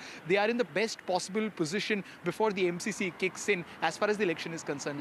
Yesterday we saw in the last cabinet meeting that took place, there were multiple decisions that were taken. Of course, the more prominent one of that was the waiving the tolls in the 5 major entry points in Maharashtra. But besides that too, there were several other rural-centric schemes that were brought in, be it irrigation, lift irrigation, or the river connection project in Marathwada. So the Mahayuti government has been on track and has been trying to salvage as much as they can before the election kicks in. And this is the advantage that most political parties who are in power have. Right before election, there is a slew of announcements that they can make. Anuj, stay on with me. Prabhakar, same sort of a story is being repeated in Jharkhand, isn't it? From 1,000 rupees, the scheme for women has been increased to 2,500, at least the announcement that has been made. This is going to be an important election post the upheaval that we have seen in Jharkhand. How different is this from what we saw 5 years back? Yeah, at least the JMM would like to believe that, because this is a very ambitious plan which they had actually launched, ambitious scheme, I would say, and it's called Maiya Samman Yojana. Maiya, basically under this scheme, 1,000 rupees was to be given to women folks cutting across the caste line, and JMM was actually hoping that they would be able to develop women as a conscience, and it will yield results in the elections to come. To counter this, BJP actually announced that if they are voted to power, they would give 2,500 rupees per month. And JMM later went on to match that. So that's still an announcement, and that would happen only if JMM is voted back to power. But talking about Jharkhand, both the factions, they have pulled up their socks, they are ready, and they were on ground for last 1 year. We have seen hectic campaigning in terms of launching other schemes and holding meetings and rallies in various districts of Jharkhand by the Chief Minister Hemant Soren. Also, both the in charges of BJP for NDA, both Shivraj Singh Chauhan and Hemant Vishwa Sarma, they have been almost camping in Jharkhand, preparing for this D-Day, which has been now announced today. Now, remember, if you talk about both the factions, the India Alliance already has a face. Hemant is the face there, and JMM is in the driving seat. As far as the NDA is concerned, BJP is still trying to kind of settle the number of seats which is to be shared, because they have 3 new alliance partners, which is JDU, Chirag Paswan, and Jitan Ram Manjhi. Right. Sunil, before I come to you, our colleague Soni just pointed out, look at the, that's what we call the diversity in India. At this moment, Anuj is standing in the almost bright sunlight, at least in Mumbai, where it's absolutely dark behind Prabhakar, and we are still in the middle here in Delhi, not that dark, not that bright as well. And that is the challenge for the Congress party, isn't it? Both states very, very different, and both the states have very different challenges for the Congress party. In Jharkhand, they are minor player, but in Maharashtra, the Congress would believe they have a major role to play in what happens not only in this election and the results of this election possibly on the Congress party going forward. That's so true. And in fact, in both the states, the playbook has been the same. If you actually look at the way things have played out in Maharashtra, there's been, as Mr. Ramesh Chennitala told us in an exclusive interview yesterday, that, the government there is being led by, according to him, and allegedly by CBI ED. The fact that they were able to break the Shiv Sena as well as the NCP party, and that's how they were able to prop up a government with the BJP there. And in the same way, the JMM, I think history will remember that there were an attempt by the Assam Chief Minister to take MLAs from the Congress party. That was caught and apprehended in West Bengal. So a lot of water has flown under the bridge. Now it's election time. It's back to basics. It's back to going to the people. It's going to be, as you see, a series of steps, a series of announcements being made, be it in Maharashtra as well as in Jharkhand. And nobody really talks today anymore, Ankit, about model code of conduct. That's given a go-by. There might be, petitions in the Supreme Court about freebies, but for political parties, be it the BJP, be it the Congress, be it any regional party, that's not an issue at all. So the Congress learning, tweaking itself, reassessing its situation, appointing important observers in different parts, different people to oversee the whole thing. I beg your pardon for interrupting you, but on this point of observers, many of these observers, you will find their names common in what, in Haryana as well. Many would suggest, or at least argue, few of them have been non-performers. Their performance in the recent state of Haryana is also under scrutiny, and they have been given opportunity in a state like Maharashtra. Actually, the screening committees there played a critical role in Haryana. The observers came in a little bit too late, and by then the damage had already been done. It was a little bit of overconfidence, the rebel factor, the infighting, the fact that they weren't able to take things along. So if you say Ashok Gehlot today is, also an observer in Maharashtra, but they've divided it into 4 different regions so as to be able to ensure that, there's quick decision-making, there's no rebels there, re-strategizing, because today elections are fought not only against political parties. You are fighting various agencies, you're fighting money power, which you are limited to as an opposition party. And you're up against a huge amount of imponderables which cannot be even said on air. Absolutely. And, with all that, it will be interesting to see how it pans out at this moment. Akhilesh Sharma is joining us at this moment. Akhilesh ji, by when are we expecting the Bharatiya Janata Party? Because important meetings are taking place. The CEC meeting for Jharkhand is, if I'm not wrong, is already on. By when are you expecting the finer details of the seat announcement? Who is going to be the face or not? All those details. By when are you expecting that? Well, as far as Maharashtra is concerned, Ankit, we've been told by the sources that tomorrow the BJP election committee meeting is likely to take place once again. And after that, they will finalize the names of the Maharashtra assembly elections. And as far as the seat sharing formula is concerned, the BJP's core group also had a meeting in national capital at the party headquarters, where the senior leaders from Maharashtra participated in that meeting. And prior to that, BJP had discussions with the alliance partners in Maharashtra, mainly Shiv Sena and also NCP. And we've been told by the sources that BJP is likely to contest anything between 158 to 162 seats. And as far as Shiv Sena is concerned, Shiv Sena is likely to contest around 90 seats and NCP around 50. So this is the broad formula. And apart from these 3 main parties, some smaller parties are also with the Mahayuti in Maharashtra, and they may be given another 10 seats. As far as the question of who's going to be the chief minister is concerned, so far BJP leaders are not saying anything about it. But Mr. Eknath Shinde, of course, is the CM right now. But the formula has been, when the BJP was in the alliance with the erstwhile Shiv Sena, that whosoever wins the most number of seats, that will be the CM will be chosen from that party. But this is the formula which was the old time. Now what happened is, it remains to be seen. It will be interesting, and that Chief Minister's post could be the bone of contention on both sides of the divide between both the alliances. Anuj, Prabhakar, Akhilesh, Sunil, thank you so much for sharing your views on this very, very important story that we'll keep tracking here on NDTV. Ladies and gentlemen, like I was talking to you about earlier, the Election Commission today was very, very harsh on all these questions being raised on the EVMs. The Election Commissioner, in fact, specifically answered point by point on various questions that have been raised by the Congress party post the results of Haryana. Listen it. EVM के बारे में आपने फिर से पूछा।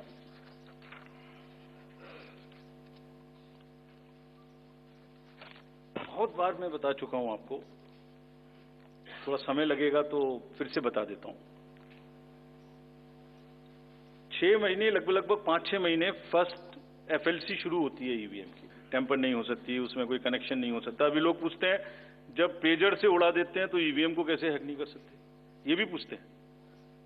जब कोई किसी कंट्री में पेजर से उड़ा दिया तो ईवीएम हैक हो जाएगी। अरे भाई, पेजर कनेक्टेड होता है, ईवीएम कनेक्टेड नहीं होती। मेरे पास में एक पूरा रिकॉर्ड है। ये हम जो भी ईवीएम की शिकायतें बाय द वे आई हैं, वो हमारे पास 20 शिकायतें आई हैं। हर 20 शिकायत का हम इंडिविजुअल जवाब देंगे, फैक्ट बाय फैक्ट। जब मशीन में कमीशनिंग होती है, उस दिन उसमें बैटरी डाली जाती है। पहले आया था, पहले और बहुत सारी चीजें आई थी कि वो हैक हो सकती है, उसका बोर्ड इधर डाला तो इधर जा सकता है, कुछ हो सकता है। ये पहली बार आया। अब हम ये भी सोच रहे हैं कि इससे अगला क्या आएगा, हम नहीं समझ पा रहे इससे अगला क्या आएगा, बट लगता है अगला भी कुछ आएगा, रुकेगा नहीं। Sunil Prabhu, among who covers the Election Commission among the various beats that he has for NDTV. Sunil, Election Commission coming down hard, and you know, this is the dichotomy of your coverage.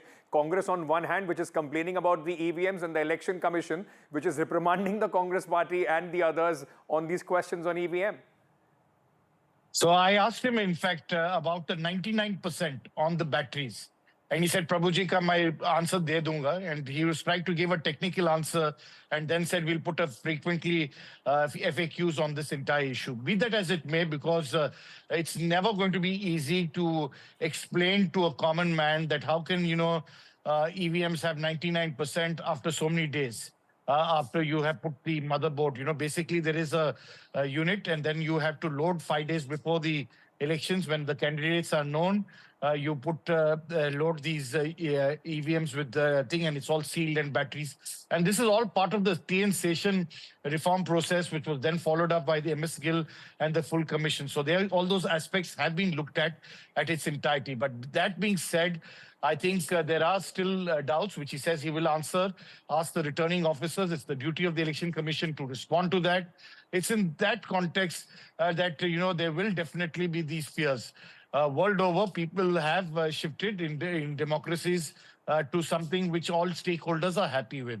Opposition parties are still not satisfied, but the Election Commission seems well happy and, you know, think with this entire process. They have also come under criticism for the kind of sharp attack that they made against the opposition. But also the Congress needs to realize that somewhere down the line, you can't pick and choose. When the elections go well for you, then it's okay, the EVMs are good. When you lose, then you blame the EVM. So these things really require a little bit of maturity on sides. And hopefully, they'll be able to answer these critical questions about the 99% battery and why is it done well there or not. Well, just not the EVM, Sunil. The opposition in the Congress party will also have to pick and choose as far as the exit polls are concerned. When it goes their way, they want to believe the exit polls. If it doesn't, they want to completely rubbish those exit polls. Thank you so much, Sunil, for joining us with all those details. Moving on to Maharashtra again, Chief Minister Eknath Shinde, just hours before the Model Code of Conduct, in fact, came into place, the dates were announced. He went ahead and made another announcement. This was the Diwali bonus, the bonanza to the government employees, grade 4 government employees. 29,000 rupees bonus is announced to the BMC employees. Kindergarten teachers and ASHA workers will also get the bonus, more than what they received last year. Just the last bit to try and keep the voters happy. Let me go across at this moment to my colleague Anuj, who joins us again. Anuj, like we were discussing earlier, try and make sure that you can send across these announcements so that the last voter that you can reach out to is happy. Is that going to be the most critical point in the upcoming elections?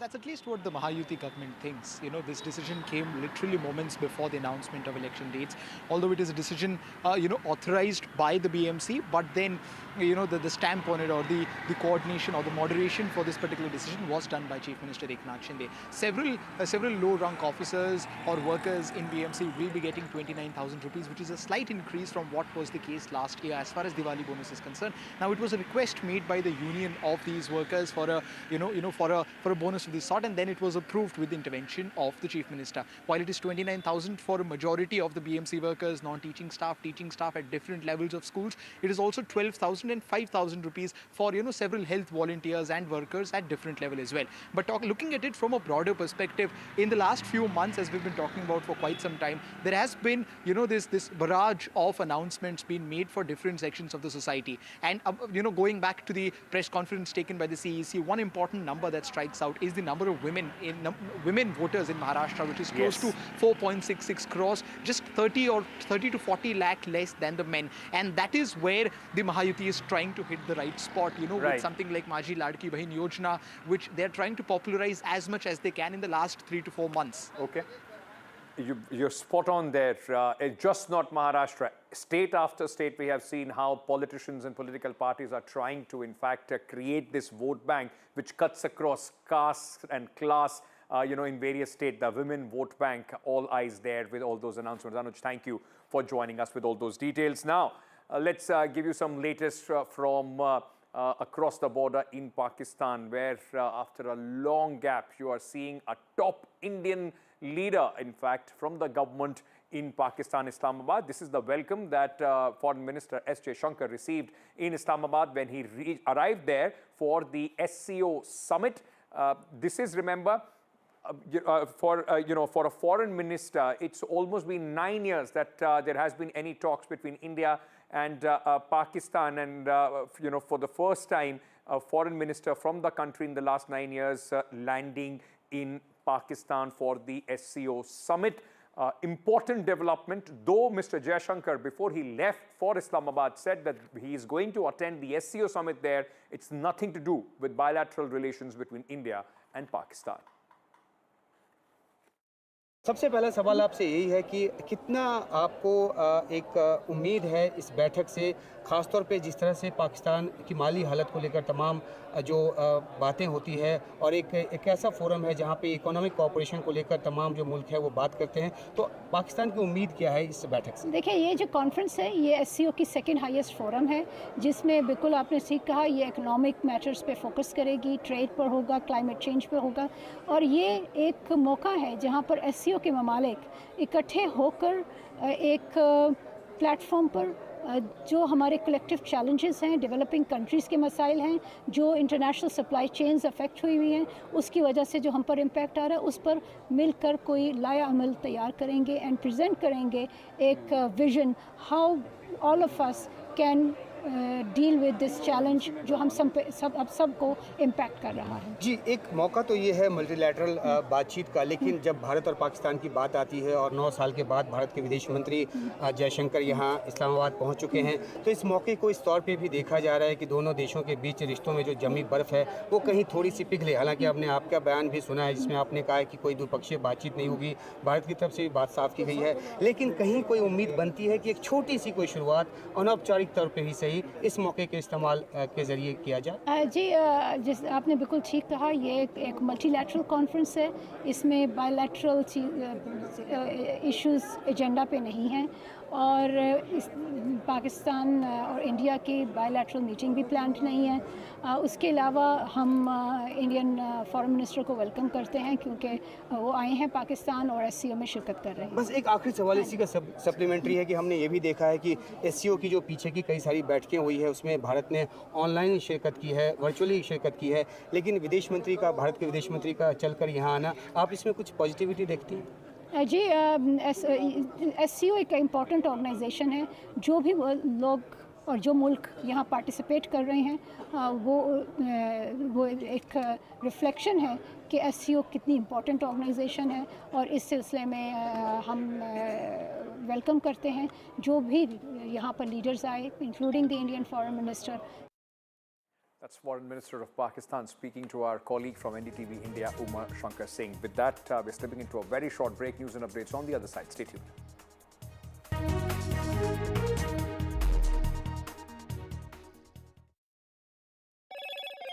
Hello, Moto. Motorola Edge 50 Pro, world's first AI-powered pro-grade camera.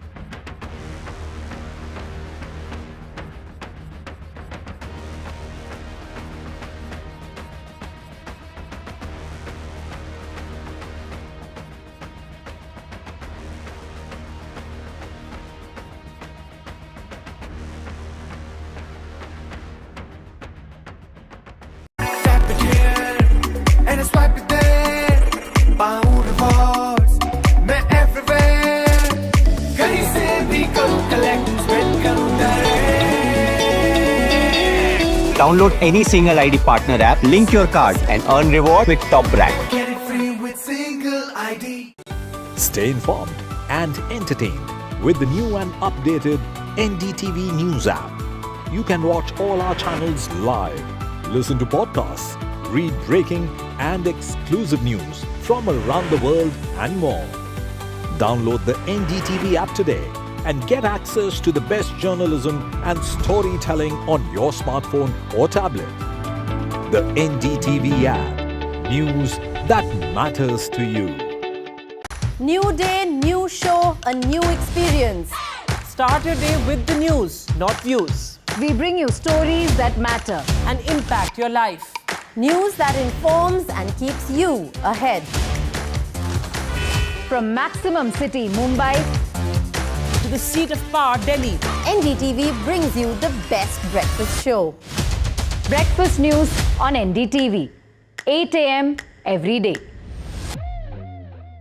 I've been reporting on all issues big and small from Andhra Pradesh, Telangana, rest of South India, bringing you all the action, all that you need to know, all that you want to know. The energy of Maximum City is infectious. I bring in that energy in our news coverage from financial capital Mumbai. India's IT capital is always buzz. It's literally a city that never sleeps. And I keep you ahead on all the Bengaluru buzz. Covering from the southernmost part of India over the last 23 years, I bring in-depth and 360-degree coverage from the Dravidian heartland. The land of Mishti is also known for its bitter politics. I have seen much water flow under the Howrah Bridge, covering Bengal in all its vivid colors. Tap it here and swipe it there. Pound rewards, मैं everywhere. कहीं से भी करूँ collect, spend करूँ direct. Download any single ID partner app, link your card and earn reward with top brand. Get it free with single ID. Stay informed and entertained with the new and updated NDTV News app.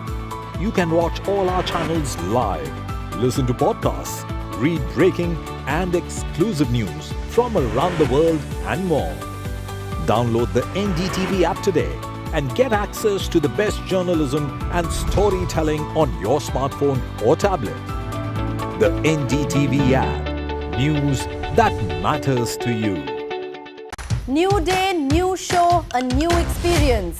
Start your day with the news, not views. We bring you stories that matter And impact your life. news that informs and keeps you ahead. From Maximum City, Mumbai, To the seat of power, Delhi. NDTV brings you the best breakfast show.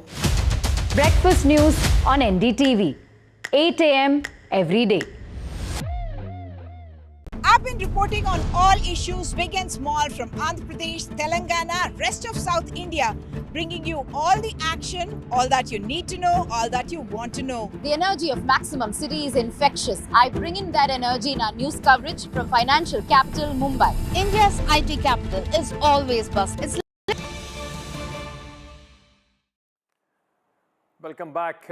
Remember, we were just talking about an Air India flight which has been diverted to Canada after a bomb hoax. Now, this is not just an isolated incident. There has been a few other flights which have also been grounded, ladies and gentlemen. What Vishnu was telling us earlier, our colleague, as many as 6 flights are impacted with these kind of threats which have been made online against these flights. It goes across to Indigo, Air India and some other airlines as well. Vishnu Shom joins us. Vishnu, as we were talking about this earlier, it seems to be a well-coordinated sort of a attack as far as these airlines are concerned. It caused a lot of inconvenience to many airlines and passengers.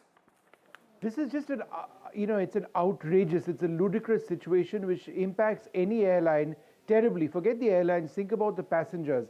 To think that within a period of a little bit more than 24 hours, we've had 6 flights, including 4 international flights, which have been impacted by hoax bomb threats in India. There was an international flight from Mumbai to New York yesterday, Air India, which was diverted to Delhi.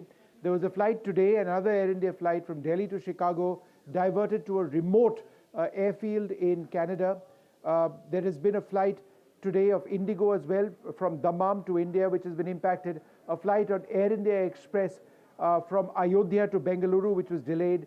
Yesterday, 2 flights from Indigo from Mumbai to the Middle East. Now, the situation is untenable. All of the threats themselves come from an unverified social media handle.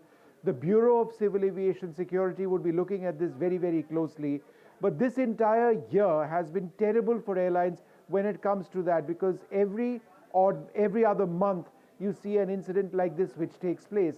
Now, quite besides the finances of the airline themselves, remember on ultra long haul flights, crews are able to operate for only a certain number of hours. After that, there has to be a replacement crew.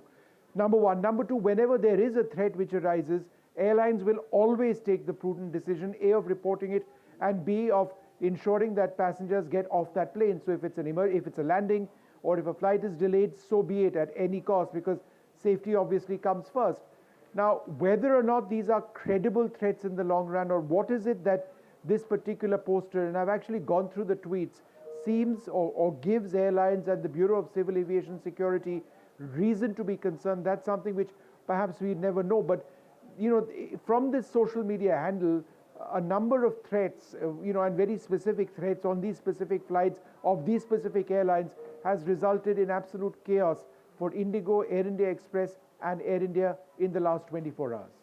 Vishnu, thank you for joining us. Somebody trying to, in fact, make harakiri as far as the Indian aviation sector is concerned with these kind of threats.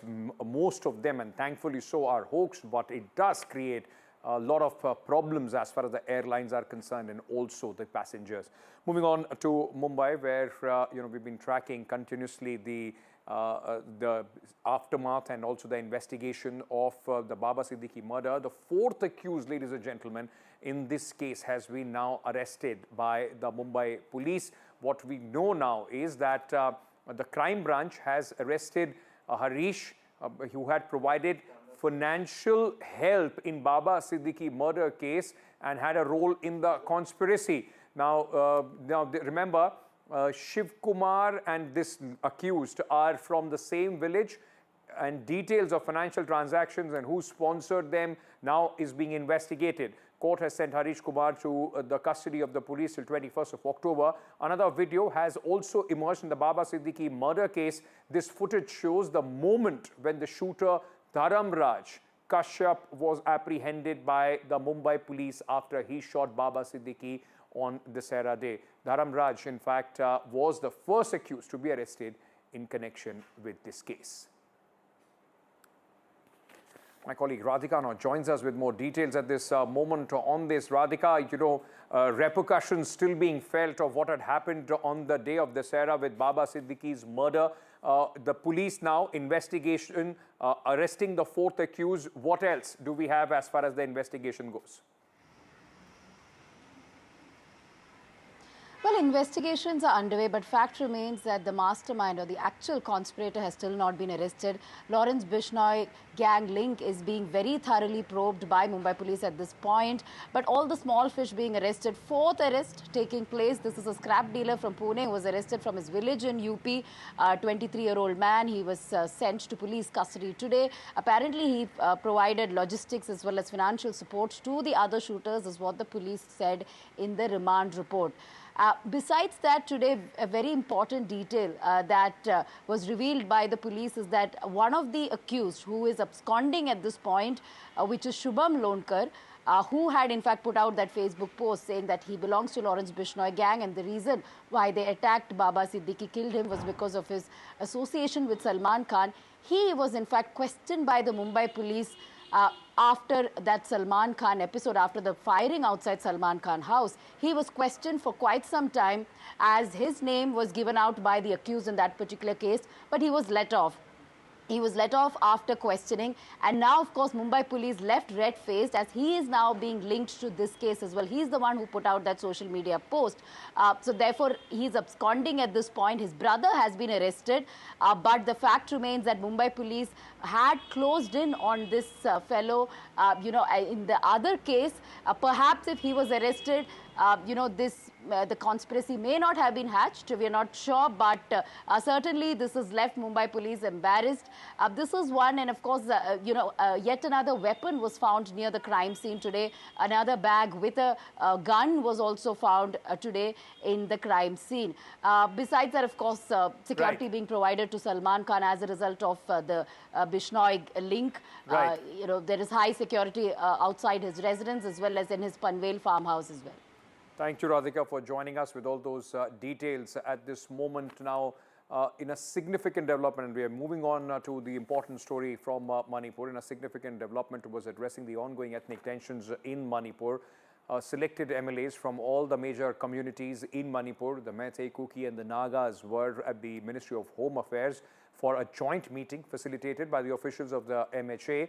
This is the first such official meeting of MLAs of all major communities of Manipur since the ethnic violence erupted in the state last year. The meeting, organized under the aegis of Union Home Ministry, aims to foster dialogue and cooperation among the different communities to find path towards peace and reconciliation. 2-hour-long meeting with MLAs has ended. The MLAs from all communities were tight-lipped about the discussions in the meeting. The discussions in the meetings were, in fact, with more MLAs meetings have been proposed also. Let me very quickly bring in my colleague Ratnadeep Chaudhary, who is joining us at this moment with more details on this story. Ratnadeep, it's quite significantly, though an important, in fact, step being taken towards peace and normalcy, but significantly, the Chief Minister of the state was missing as far as this meeting is concerned.